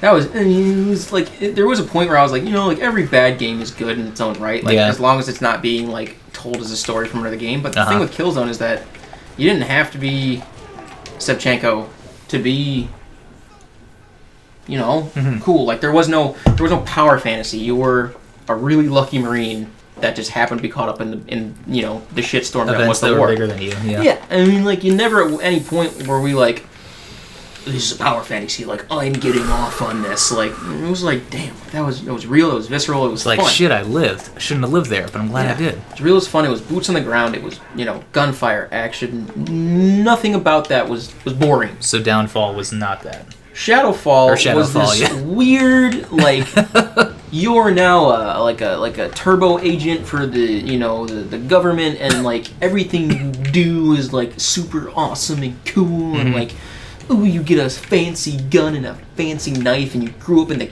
ghetto, and you're a fucking man. You're a fucking man, and all you do is kill people, and you're a fucking man. And you meet this hot chick with a fat ass, and you're like, yeah, we're partners now. And then, like, at no point in the game was I was like, this is Killzone, other than the Helgans. At no point was I like, at any point was I like, yeah, this is Killzone. No. At that point, it felt like a bad, like... It was a murderer wearing Killzone's skin. It felt like a bad spy movie. It felt like a... oh, God. It felt like if Christopher Nolan had gotten a hold of, like, 007 and was like, oh, but actually, Christopher, Naked Space. Naked Space. And he was like, oh, fuck, I don't know. Oh, God. Like, it tried so hard to be dark and gritty, and, like, cause, like, the opening scene, you're a kid, you're growing up in the Helden ghetto that's on, I forget the name, I haven't played the game so long. Yeah. You're growing up in the IMC homeworld. IMC, that's Titanfall. Yeah. You're growing up on this homeworld, and, like, your dad gets taken, you run away, and, like, the Helgans are like, fuck you, and then, like, you realize that, like, the good people that you always thought was good, the Alliance or the Allegiance or whatever the fuck they are. Brad's gonna get mad at me when he hears this. Okay. Were they like actually committing genocide? They were a few war crimes. Well, a few war crimes. Well, Helgen did literally fucking try to like tear gas like the entire planet. But see that like the fact that that sounds gray. It's like neither side like, is clear cut like the bad guy. Well, and I think that's what they were trying to set up is that there was no good side, and that just because you're a Helgen or just because you're an IMC, I'm just gonna say IMC because I don't know what else to say. Like you're like well, you know, like I'm fucking like cool. So I'm the bad guy then. It's like no, the Helgens are. It's like. But then why the fuck was that opening sequence? It's like that's just to show you that like you survived like adversity. It's like by explaining how the good guys are the bad guys. It's like, but they're not the bad guys, they're the good guys. It's like, shit, what the fuck? And then it's like, you meet a defector from the Helgans, and she's like, well, like, you know, like, I don't understand, like, how are you have so much loyalty to your you know, your city-state? And it's like, oh, you know, American. Well, not really, but, like, you know what I mean? Like, it's just like, no, like, that kind of... Your loyalty is to your people, not to your country. It's like, this. And then they show some chick who's explicitly, like... That almost sounded like I'm assuming they showed her where they go the whole thing where it's like, loyalty to your people and nothing else. And then you have this chick come out, it's like, loyalty to your people might not be the best thing ever. And the game, I think, like, at that point, the game either decides to go, like, yeah, wow, you're right, maybe we should explore that. Or they're like, nah, you're one of the bad ones, fuck you. So, the problem I had with the game, one, the game was ass. Yeah. It was like... Always a problem. It was what I like to call pseudo open world. It was the Halo 1 sandbox without all the fun. Ew. Yeah. So, because the game was based around the idea that you're going to use your drone, which, by the way, was fucking spanked. Like, it was bomb. Like, that cool drone with, like, because it was a PS4 release title, so, like, you flick up on the touchpad. Oh, you were using the, and and it would, like, put up a shield in front of you. That shit was tight. Mm-hmm. If only it ever mattered. Because, like, there was a few times where it's like, yeah, you got to use the zip line. It's like, okay. The zip line. Cool, I could have just had a zip line in my pocket. Yeah, that's true. Why did I need a drone? Because it was cool. Well, he doesn't do it. Because, you know, the drone does other things, too, and we need you to like him. So, and then with Shadowplay. Shadowfall. Is that you at no point did you ever go, man, I'm really in it. I'm defecting. I'm doing my thing. I'm just trying to fight for what I think is right for the country. Yeah. And then all of a sudden it's like, all right, you're back at base. Hey, there's a train with a terrorist on it. Go kill it. And then you just do this like weird like Indiana Jones style like breakdown fight. And then you're back on the battlefield like 2 days later. You're like, oh fuck the IMC. You know they're good people. They're not bad. And then you just slaughter all of them. And then when you're in a factory where there's like there's literal slums. You're like they're living in shipping containers and like bridging gaps between the containers to like live. God. And this lady lives in it. And the Helgans are like, yeah, this is just how we live now because, you know, obviously, you know, Helgans destroyed it. Blew up in the fucking second game, which is fine. Or, I'm sorry, the third game. And so that happened. And then you're just like, well, okay. Like, should I feel bad for them? No, they're Helgans. Okay. And then it's like, we'll feel bad for them. like, yeah, they're people, but they're not. Because you gotta kill them. So, like, you gotta dehumanize them. It's like... They really want it so badly. They were like, because like the Helgans, and this is gonna sound bad, but like the Helgans were like a weird mixture between like Nazis and like Russians. Yeah. Like World War II communists and like USSR style like fighting, but like fascist style like overlord and stuff like that. Yeah, like they had like an actual like pyramid political structure. Yeah, and then like they made the game seem like they're recovering from that and they're kind of getting into the new world, and people were just like, fuck them. Like, you could have easily said, like, well, like, these Helgan people want to fight for their country, like, fight for a country that's better for them and, like, earn loyalty. Let them. No, they were like, put them in a ghetto. Fuck them. Or they were even talking about, like, they could be, if they wanted to go down the whole Nazi metaphor, they could have done the whole thing where it's like, because a lot of German soldiers weren't actually, like, Nazis. They were just, like, they were young kids who got drafted because they were, like, it's like there's a war against invaders to the German homeland, and it's this 18-year-old kid who just was like, oh, I joined the military because I thought it'd be cool, and now I'm like on the front lines of Normandy. Like they could have gone down that route, but they had to be like, to be fair, Nazis are bad, but like, because I know someone's gonna take that out of context. The problem I have with the game is that it's like everybody's bad, but these guys are good because you fight for them. But it's like, but these guys are bad, but they're good because they're they aren't in the same power anymore because they're still bad. So the game's like trying to half-ass it, where like it won't ever make a definitive decision on who's actually good and who's bad. The game wants so badly to keep the like, fuck the Helgans, like so you can like you can have the emotional thing of feeling bad for them. They never commit. Yeah, but you still have that power fantasy of like, yeah, kill all these stupid Nazi aliens. It's like but they're trying to have their cake and eat it too. But the thing with it is that if they would have made it like that, but they would have actually like, they would have said this story was like, well, like, you know, like, this is like not a glow up, like a story based around the idea that you, as a Helgan that grew up in the ghetto of Helgan, or like of New Helga, or New Helgan, whatever the fuck, the ghetto that like the IMC put, these people in. Yeah. And you saw the adversity, you saw how they act, and you still chose to become a soldier for the IMC, fighting the people you grew up with. Why? And then they just go, I don't. What the fuck am I doing? Feels good. Like, I would have loved to have a game where the Helgans are revolting against the IMC because of war crimes, and it kind of puts it into perspective. Not that like you were good, they're bad.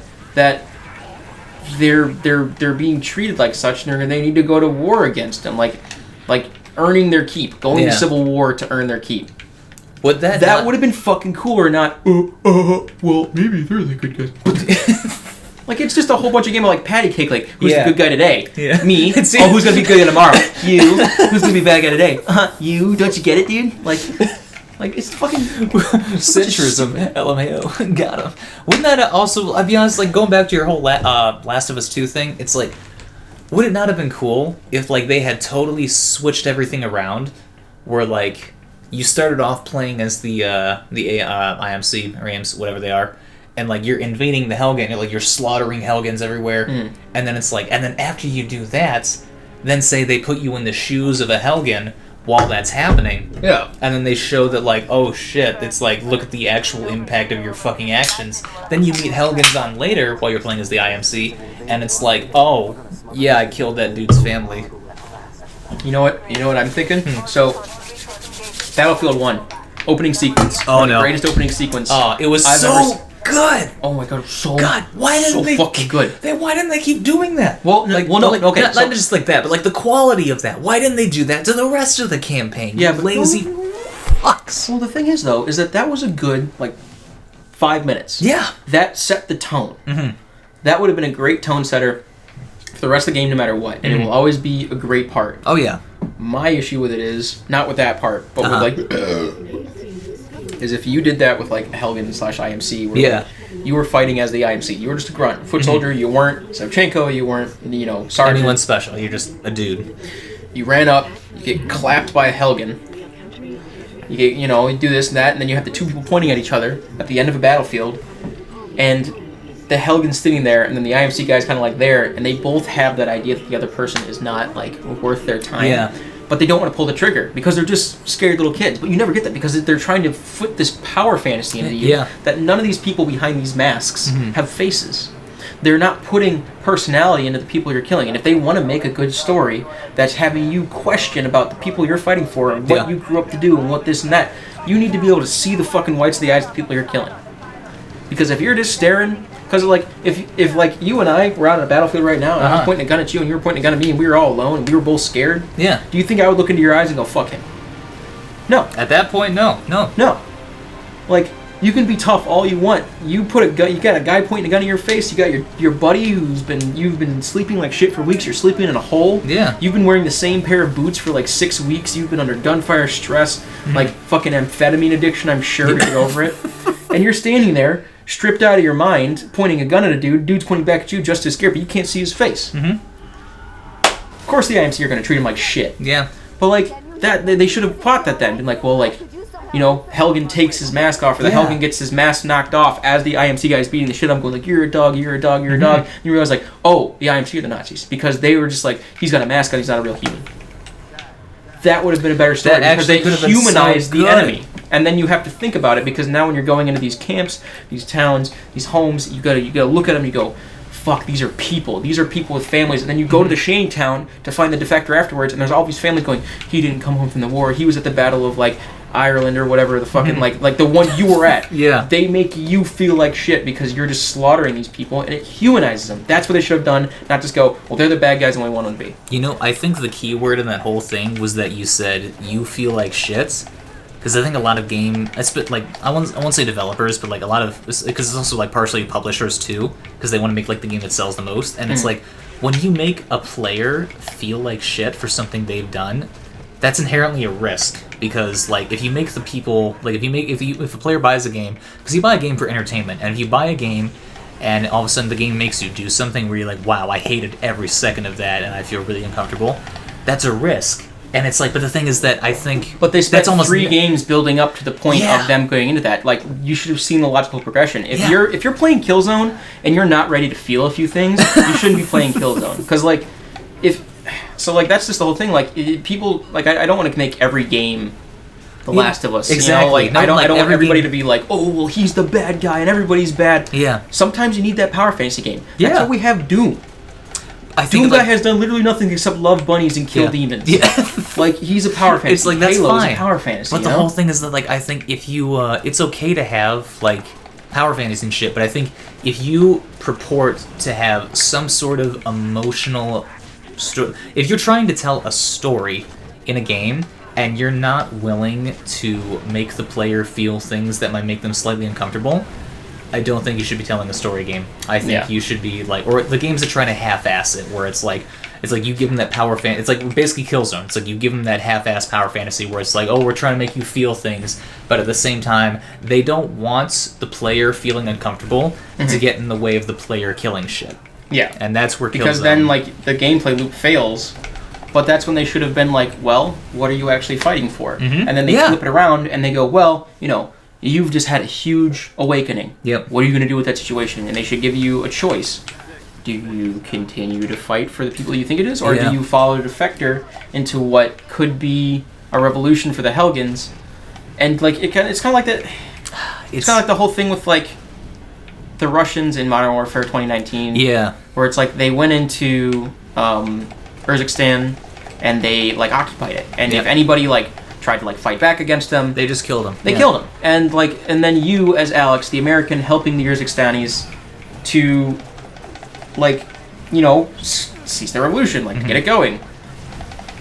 And all of a sudden, like, you know, you just go, well, you know, maybe what if America bad? What if America bad? And then, like, all of a sudden, Alex claps the Urzikstani chick. Yeah. And then, like, it's like, well, yeah, he's actually working with the Russians. What the fuck would you even tell that story? That's not fun. That's not No Russian. No Russian is making you feel like a horrible fucking person and then muting it. I'll give you, like... Not even giving you a platform to go, wow, that was terrible, but it ended up working out in the end. They were like, yeah, good job killing all those people. Fuck you. You did it by yourself. It didn't mean anything. Yeah. And it... Oh, but see, like, that's... I want the Infinity Ward crew that had the balls to... Because after... Modern Warfare 2019 didn't pull any punches. Oh, no, it didn't. But it's like... At the very... I think... Well, I still think there were punches pulled, but I think the whole thing... But, like, okay, hang on. It's like a storytelling. I know that, but, like, at the same time, it's like... Specifically after No Russian, and everyone's like, wow. Infinity Ward did that same thing again with Modern Warfare 3, but they pussed out of it, because, like, they didn't actually make the player... Because the whole thing about No Russian was that you, the player, were like, and even if like you didn't even think about it, like it might not have hit you until you were actually holding down the trigger that you were murdering civilians. You just did it because the game told you to. But then like the whole thing with Modern Warfare 3 was that it was about like a little girl holding a video camera, it was about a dad holding a video camera, watching his wife. Now it's like, oh no, that's so sad. It's the same shit where like trying to pull a cheap emotional punch. It's like, if it was actually going to be a No Russian moment in Modern Warfare 3, you would have been a Russian soldier mowing down that family. Or you would have been the guy actually delivering the airstrike that killed that family. And that's actually what Spec Ops The Line did, that no fucking other publisher has dared to do yet. Like, people came out of... I read, like, there's a whole... it's like biographies and stories and shit about Spec Ops The Line developments, and during playtesting... They said, we had people come out of, like, the, spoilers for Spec Ops The Line, by the way, but, you know the white phosphorus moment? It's like, they said that we had people come out of there after that moment, and he said they were legitimately upset. He's like, even though they were supposed to keep playing to the end of the level, they were like, I can't fucking do it. And instead of, like, shying away from that and being like, oh, fuck, we're gonna lose sales, it's like, they leaned into that. And while Spec Ops The Line, like, it didn't sell very well, but I think it is one of the best examples of using a video game as storytelling that there's ever going to be. It's like fucking Patrice O'Neal said. It's like, you can either be successful or you can be great. Sometimes, if you're lucky, they go hand in hand, but a lot of times, it's like a lot of the great shit was not successful. And a lot of successful shit is no way great.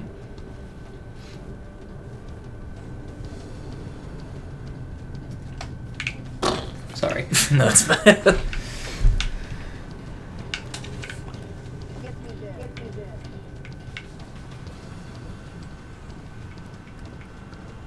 There's a lot to talk about. We got deep tonight. Fuck. What time are we at? Oh god, we're at 2 hours. Nice.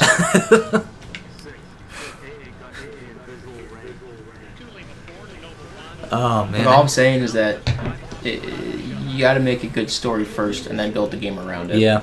Because if you slump on the story, even in a shooter, it's not good. That's the thing. It's like, it's why even like games like well, I mean, for example, like Enter the Gungeon is like, even though the game is like, the story does not fucking matter at all. You're there to like just play Yeah. roguelike and just get cool guns and shoot shit. But even that has a story, and Yeah. even it's like you're a dude. You and it's a stupid story. But Yeah. that's why it's like you're gonna go kill your past with a stupid with a special gun. There's like that's fucking stupid. But we don't care because But it's like so the stupid game, because it's fun. exactly. But the whole point is that like no matter how good the gameplay is, if there was no context for it. It was just you're a dude going around killing like other dudes. Even like the most boring game in the world has context. Like Medal of Honor Warfighter. It's like you're an American soldier like killing terrorists as a special ops. It's like no matter how bland and unoriginal, it's like everything has context. Yeah, but I mean, Warfighter was such a I'm a Medal of Honor like fan. Like, Yeah. I'll defend it. But God, Warfighter's story was just. What even was the story? Like, it was so blatantly like we want to give you a power fantasy, but we want to make it real. Oh, so they half-ass shit again. Well, it wasn't half-assed. It was well done, but the characters were so like lame. Because like you as a character, like you did what you had to do. That's fine. You shot the dude. You got the girl. You rode the ATV. You slumped in the water. You switched sights. You put the silencer on the rifle and you killed the dude with the silenced rifle. But it's like, man. But why? It's like because he was bad. Be like, cool. But like, why are we here? It's like because you're here to shoot the bad guy. It's like cool, but like. But why though? And they're like, why is shut he up. bad? It's like because he's a terrorist. Be like, well, for what terrorist? So Like, shut up and shoot the brown people. like, if you wanted to make a game about just shooting bad guys for the Yeah. sake of shooting bad guys, make it what you make it. Yeah, like do. Like fucking Like make it so it's war okay. like fuck what. There's really no like good examples of it other than Doom. Like you can't if you want to make a game Yeah. with a narrative based around the idea of you as a marine or Just special mowing forces, down endless waves of enemy people who it's Yeah. totally okay to kill. then you still have to have some fucking kind of story behind it. Yeah. Because like even like Master Chief, like there's still a story behind it. Are you gunning down literally like platoons of people? Yes. Is there a story to it? Do you need to follow it? No. That's how it should be.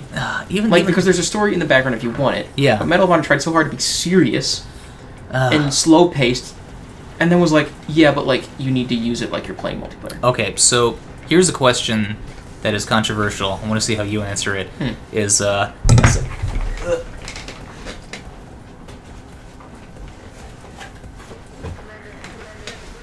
So, question is, does a game have an obligation to... Okay, so basically, to use a specific example, there was a guy who made a game. It got canceled, but he made a game about being an American soldier in Fallujah. Okay. And so the whole point of the game was to like... The guy actually said to he was like, we want to provide like a realistic experience, but like we also want to make it fun. And it's like when you base your game on certain like real world concepts, do you have an obligation to treat it with more gravity than you would treat a game about killing demons? And that's like that also got extended to like other like with the whole Modern Warfare and like Medal of Honor and like all the games where it's like or Battlefield 3 too. It's like you're playing a game about modern U.S. troops in a real world conflict that is actually like causing pain and suffering and people are dying for literally no good reason. Do you have an obligation to express the weight of that, and are you just profiting off suffering if you make it fun to kill terrorists? See now that's I think that's interesting. That is a good interesting point, and I would like to try to make a comment on that. So I'm going to start off with Doom. A big thing about like shooters is that the whole point of the game is you point your gun at something and you pull a trigger. Right. I feel like games that have what you could consider as something with a soul behind that barrel, you should have an obligation to explain why that's good or bad. Because if you justify and glorify the killing of people who spent their whole lives laughing, loving, learning, and experiencing whether they're bad people, quote unquote, or not, you have a moral obligation to explain why what you're doing is good or bad. Which is kind of like what Doom does. Like you go down and you go, well, there's no such thing as a baby demon, because demons just kind of they just come out of nowhere. They're the same being just over and over again, being summoned in by an evil deity. Yeah. You're killing this because you're protecting mankind, and you do it because, there's billions of them, and you're going to kill all of them. That is your goal. Your goal is to save the human race, not because you want to, but because it's fun. Yeah. And you're literally slaughtering things with shotguns. You are a Night Sentinel. You are a Doomslayer. That's your job. Your job is to literally eviscerate these enemies, whether you people want you to or not. It's like the whole thing is that also, because even if you obviously everyone feels good about killing demons, but even if you get the odd person who's like, oh, I don't feel good about killing demons at all, or it's like I don't feel good about killing in general, they can still enjoy Doom if they're at that level where it's because then you're also you may not like killing the demons, but if you don't kill the demons, they'll kill everybody. Yeah. So it's kind of even if you don't want to kill them, even Christians like Doom. Yeah. Even Christians like Doom. That's a thing. If you don't like Doom, you're not a Christian. Well, the thing is that nobody has family that's a demon, right? Yeah. Nobody has family, friends, or no one's inviting demons to the barbecue. Yeah. At any point, does nobody go, well, that's politically incorrect, and they kind of poke fun at that in Doom Eternal, where they go, the mortally challenged. The mortally challenged. And I think that was a really good fucking way to do it, because they were making fun of the fact that these demons don't fucking matter. That's amazing. Hell doesn't even care about these demons. You're literally slaughtering just unduly massive people. And I thought that was really. We think demon is a rude and ableist term to use.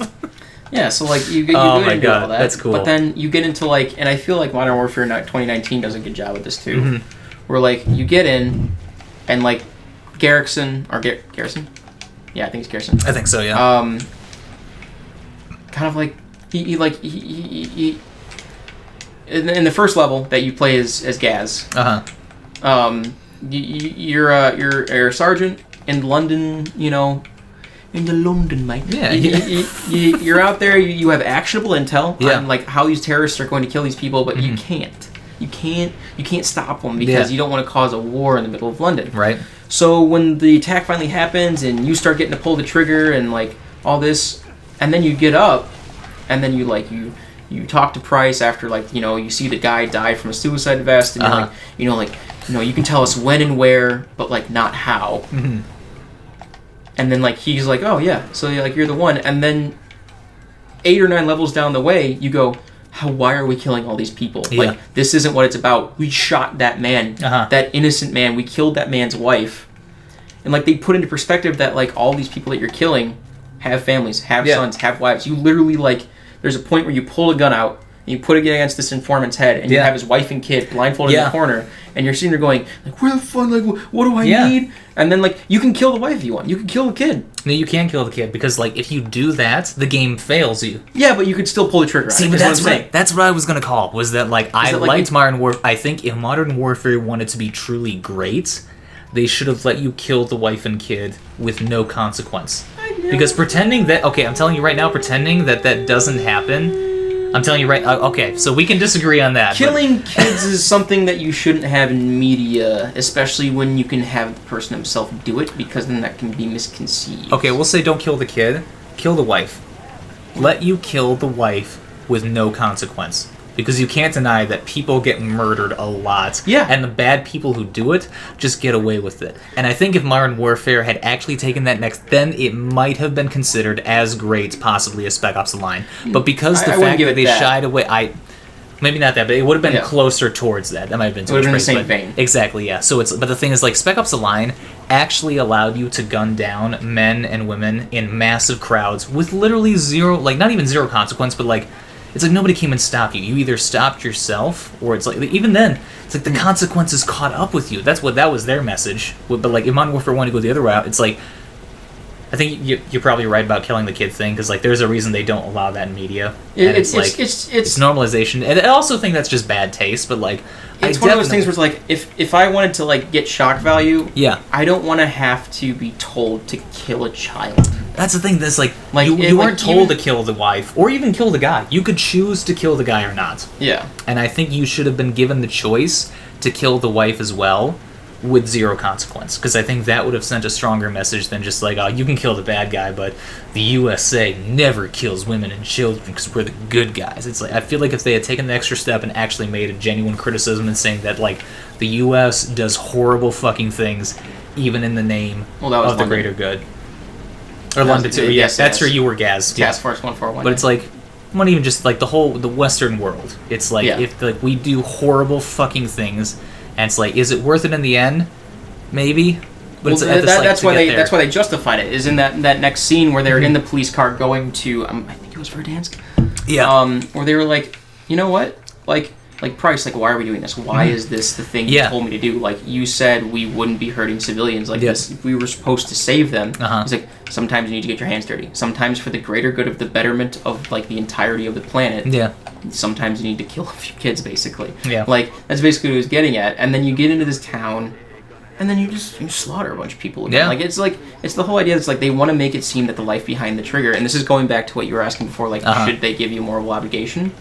They shouldn't have given you that scene, that like, oh, like, morally you shouldn't shoot people because they have families, and like, sometimes things need to get dirty. Fine. Yeah. But then they shouldn't have said, are you willing to take like that chance, and like are you willing to take a life to save millions? Yeah. And him go yes, and then just immediately go, but we're only going to have you shooting at nameless, faceless Russians who are defending. Yep. Maybe they're just following, like, again, they're the whole just following orders. It's kind of, but it's like if they would have gone into that, if they would have gone into that, and they like, could have been so much better. But it's like the whole thing about what irritated me most is that, you know, like the whole point is that they gave you the choice of whether or not to kill the guy, and it's like that was the whole point. But so the thing is that if they were going to give me that choice to kill the guy, I would rather they give me the choice in its entirety, as far as like killing, like, take the kid out of it. So, like, I would say, fuck, like, get the kid out of there if you're not going to give me that choice. But it's like, have the husband and wife there, and if you're going to give me the chance to kill an unarmed hostage or captive, we'll say maybe hostage, yeah. If you're going to give me the chance to kill an unarmed man with no consequence, let me kill his wife too. Because if I'm willing to do that, I'm willing to go that far as well. And I would rather them allow that choice be made in its entirety than give me the choice at all. Fair. For the sake of storytelling, I agree with you, but like for games like Call of Duty, I mean, I feel like they did a good choice with that because it kind of gave you that illusion of like choice and desperation. It's like, I get why they did. It's like, it was basically like baby's first war crime simulator. So it's like, so they're easing people into it. But one of the few things I thought of while we were having this conversation is that I didn't really realize until now is that if you're going to have a game that's going to be a shooting gallery, like Call of Duty, you shouldn't put that deep of like a should you pull the trigger, who is actually behind that barrel. Okay. If you're just going to turn the game back into a shooting gallery. Yeah. Like Last of Us, where most of the game you're fighting clickers and like, you know, the zombie no-nos, and like occasionally you meet a human. Yeah. I feel like what made that game so powerful is that you had the option to go, well, these are zombies. They would like personally like affect my health. They're already dead to their families, their friends, their people. Yep. These people behind the gun, they still have families. I could just take them out with a brick and just like knock them out cold. Yep. They gave you the good choice to go, well, you know who's behind that trigger. You grew up with those people. You can decide, well, I don't think I want to pull the trigger on this. Yeah. Whereas in Call of Duty, you go, well, I'm going to kill 500 Russians who all have families, ruin millions of lives, literally like millions, off of just 500 lives. You don't even know that because they're faceless, nameless people. And then you're given the choice for like some random Russian dude who's an informant, who's like an FC Chelsea fan because of his fucking soccer jersey. And you're just like, boy, you put his wife and kid in front of him. That's why we should kill him, because he's a Chelsea fan. Any Chelsea fans, go fuck yourself. Right. But no, I get that's like they want us to be like, well, like this man, he's like, he has a family. It's like, what about the fucking thousands of other people you hadn't killed? Yeah. What's so special about this guy? If you're going to make a game that's a shooting gallery, don't make me think, well, those people had families after I just killed 700 of them. Yeah, or at least they have families. Yeah, or give you a consequence for it, because it's like they basically. We're at war. Yeah, it's like they're treating human life as if it has worth, while at the same time devaluing it with the past 8 hours of gameplay you've just gone through. Like, you walk in, like in the beginning, in Piccadilly, these dudes jumped out of a van, shot up Londoners. They shot them up. They were killing them in cold blood. No, like, reasoning. And you put them down, because that was their job. They are police officers. They are there to make sure that, like, the civilians are safe. That's their job. They put them down. They put reasoning behind that trigger pull. Yeah. They put reasoning behind you putting that man out of his life, Yep. even after all of that. You're well aware of it. And then they go, all right, Alex, give me your hand. Here's a gun. Kill that Russian. But don't worry. Before we told them to kill the Russian, we made the Russians hang some Urzikstānis. They're really bad, huh? Yeah, they're bad people. Yeah, you want to kill them, don't you? Yeah, you really want to lash out now, don't you? Yeah, you really want to get mad, don't you? It's like, what were the Urzikstānis doing to the Russians? Yeah, fuck. Because they even say, like, do you know why we hung those people? And I'm not justifying this. Oh no, but even the Russians were like, do you know why we hung these people? Like, they're trying to make it seem where it's like, oh, you don't. They're going out of their way to be like, you do not have to feel bad about the war crime you're about to commit. Yeah, because like even the Russians were like, do you know why we killed these people? And like, because they literally like were brutalizing the Russian soldiers. Yeah. And it's like, okay, but yeah, they're also invading the country. I'm not justifying what the Russians are doing. Like they're still taking over a country. They're still brutalizing the people, but like they retaliated. Mm-hmm. If someone tried to kill you, even if you're invading their country, you retaliate. You don't just go, "Oops, yeah, I'm in your country. I guess you can shoot me." Like it's like they're making the choice so black and it's you were like a dog getting an itch. Helden thing all over again. It's like who's the bad guy? Because the Urzikstānis are fighting the Russians. Okay, the Russians are fighting the Urzikstānis as they are fighting the Americans. The Urzikstānis. Al-Qatala were Urzikstānis fighting the Londoners doing terror strikes. The terror strikes from the Al-Qatala are Urzikstāni. The Urzikstāni people that are fighting against the Russians are not the same Urzikstānis that are fighting the Londoners and the Americans doing terror strikes. So the Russians are going in and hurting innocent people, and that creates that effect of they're fighting these people and they're not taking the right people. And that's why the revolution's fine. Already you've provided more context for their own fucking game than the actual developers did. Well, no, that's the context of the game. You just have to critically think about it. It's not like I'm people can't making do a game. that. Well, that's what I'm saying. They have to provide a little bit of that, like, that idea. Yeah, no, that's... Like, and like you said before, I do think they have a moral obligation to explain... Okay, that was... I forgot what the original question was. That's what I'm leading up to. They, like, if you're going to have a game that isn't just going to be a shooting gallery and you actually want to put thought and, like, quote behind it, like Modern Warfare 2019. You have to take responsibility for the ideas that you're creating. Because if you just put the idea in the head where it's like, oh, Russian's bad.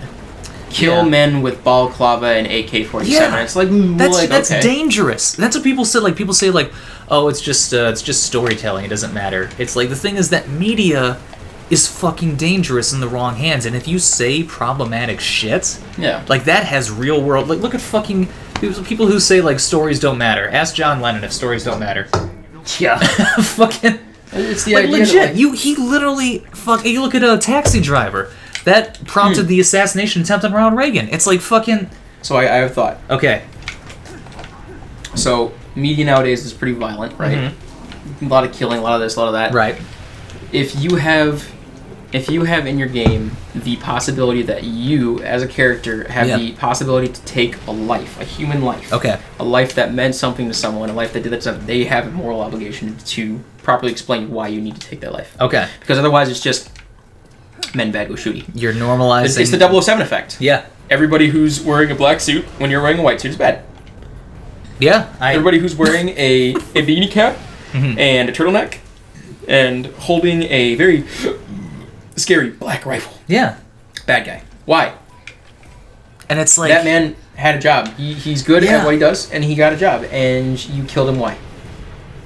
You want to know what's weird? Supposed to be like, oh, stop being so politically correct. You're going to kill people. Yeah. You could be a dick, and you don't deserve to die. That's like it's the whole thing.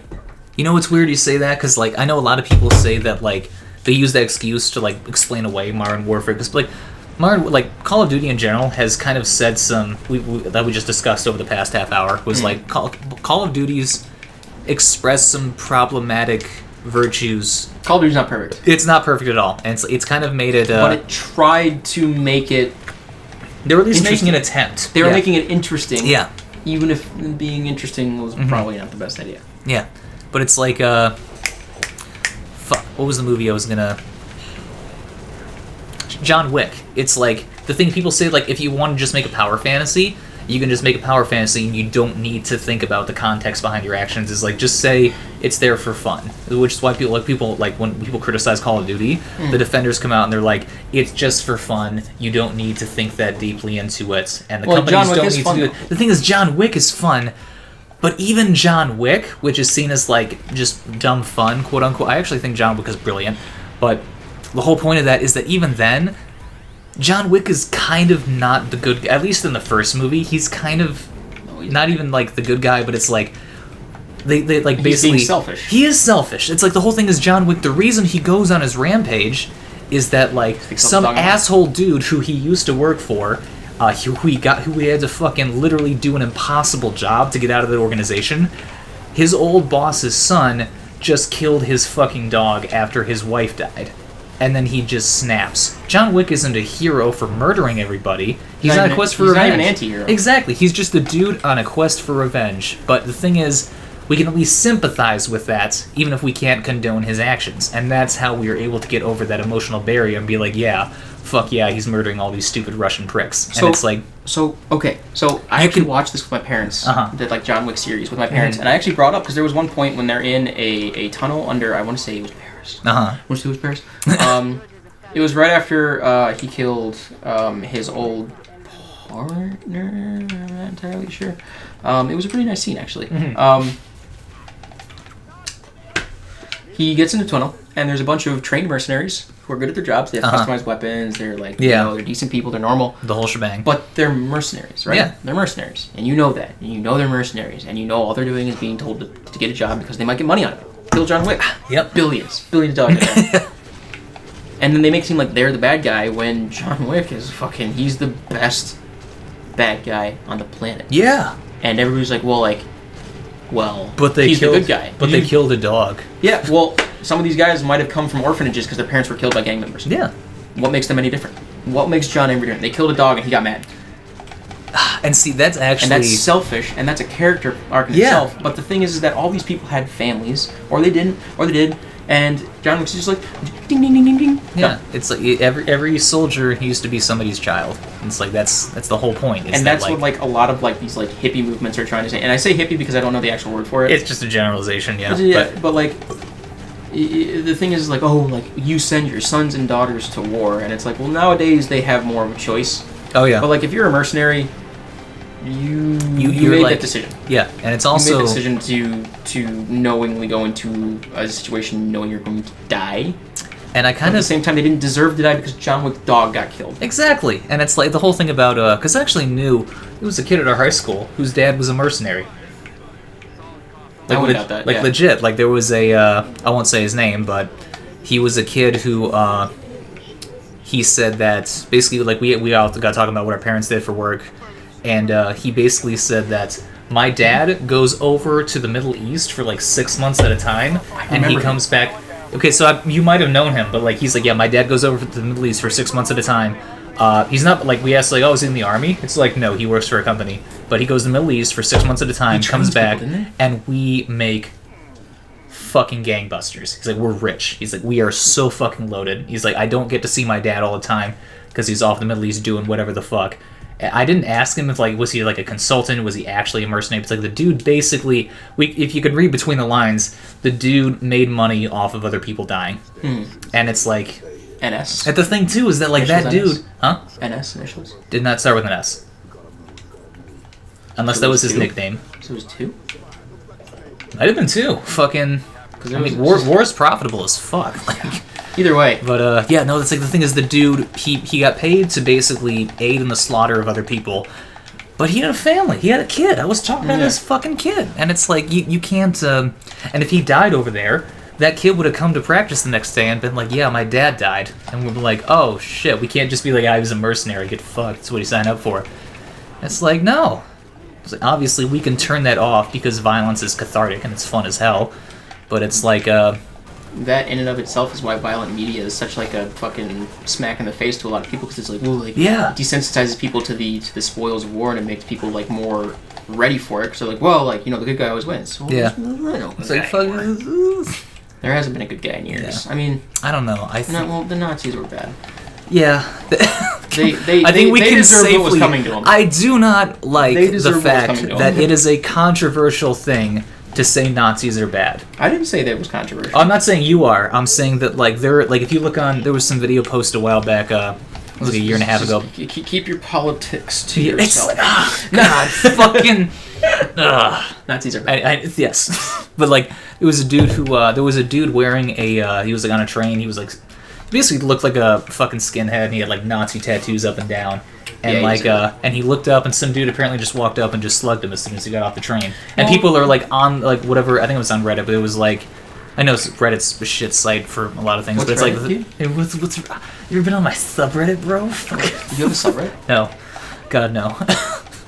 Somebody makes it. I'm not starting it, but anyway, people on the subreddit, they were like, oh, it's like Nazis are bad, but like that dude shouldn't have, punched a Nazi. It's like, when did fucking killing Nazis become controversial? Our grandfathers did it.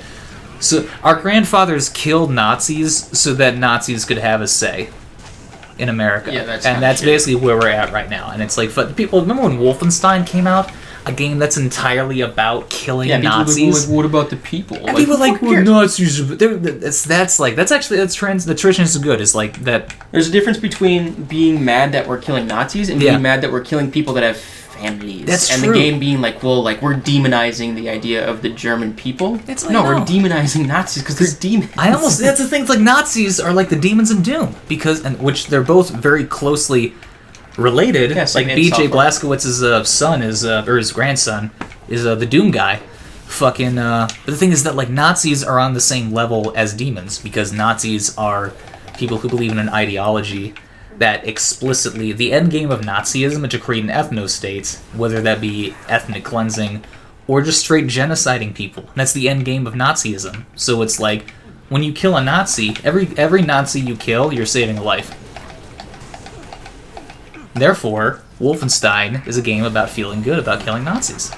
And I don't give a fuck that I killed a Nazi. Well, I mean, to be fair, even the people who like grew up around Nazis, like the German people, they refuse to believe that anybody in their state, and anybody that even like tries to like be like, well, like, yes, we are like part of that, like we are still part of the hierarchy. Like, no, we don't do that here. No, it's like, nice try. And the fact that the people that fought the Nazis so glorifiedly are like, yeah, we're the Proud Boys. Like, oh, okay. Yeah, I bet you are. Oh, fucking. That's the thing. It's like Germany is more. Nobody is more ashamed of Nazis than Germans. Like Germany is like, and then like even Germany still has that like little like that fringe neo-Nazi group that like they're still trying to squash. But like, yeah, it's they're getting shut down. But it's like nobody. It's the same thing with like with Japan. Is that like Japan, after World War II? Look, Japan is fucking fucked up. They did so much bad shit, and they're like, we didn't do I know. that. Yeah, the Japan's... You fucking killed like 90% of our the people. whole, the rape of Nanking. Mm-hmm. It's like, I think Japan's still yet to actually officially apologize for that. Or, like, take responsibility. But it's like, well, because they're like, well, that was the product of their time. Yeah, like, it's like, because Germany can fucking say, yeah, Nazis were bad. Why can't... that's like... The people... yeah, Japan, they know how to draw an ass, but they don't know how to say sorry. Exactly. There is a whole thing about like Japanese work culture. It's like they have a word for like when. Oh, you want to borrow? I have a book on Japanese work culture. Oh, really? Yeah. Oh shit. Yeah. I might actually take you up on that because after the whole like you hear about the when you have to install suicide nets out of your top windows on your corporate office, something is fucked up. We used to have those in America back in the industrial age, didn't we? Yeah, back when like child labor was legal and. Back in the good old days, man, people... small fingers like you fit in places better, man. It's like fucking... I want to be 9-year-old and have a job, dude. Fucking Snowpiercer. It's like, we have to put children in the... Snowpiercer fucked me up so bad, God. Were you the one who sent me the theory about Snowpiercer being... It's a sequel to Willy Wonka and the Chocolate Factory. Because the original creator will fucking frantically deny it. Because he's like, no, Charlie isn't about... murdering people, and then fucking Bong Joon-ho is like, no, Charlie killed people, and I can prove it mathematically. Oh. Hey, you want to see this sick thing? Oh, let's see it.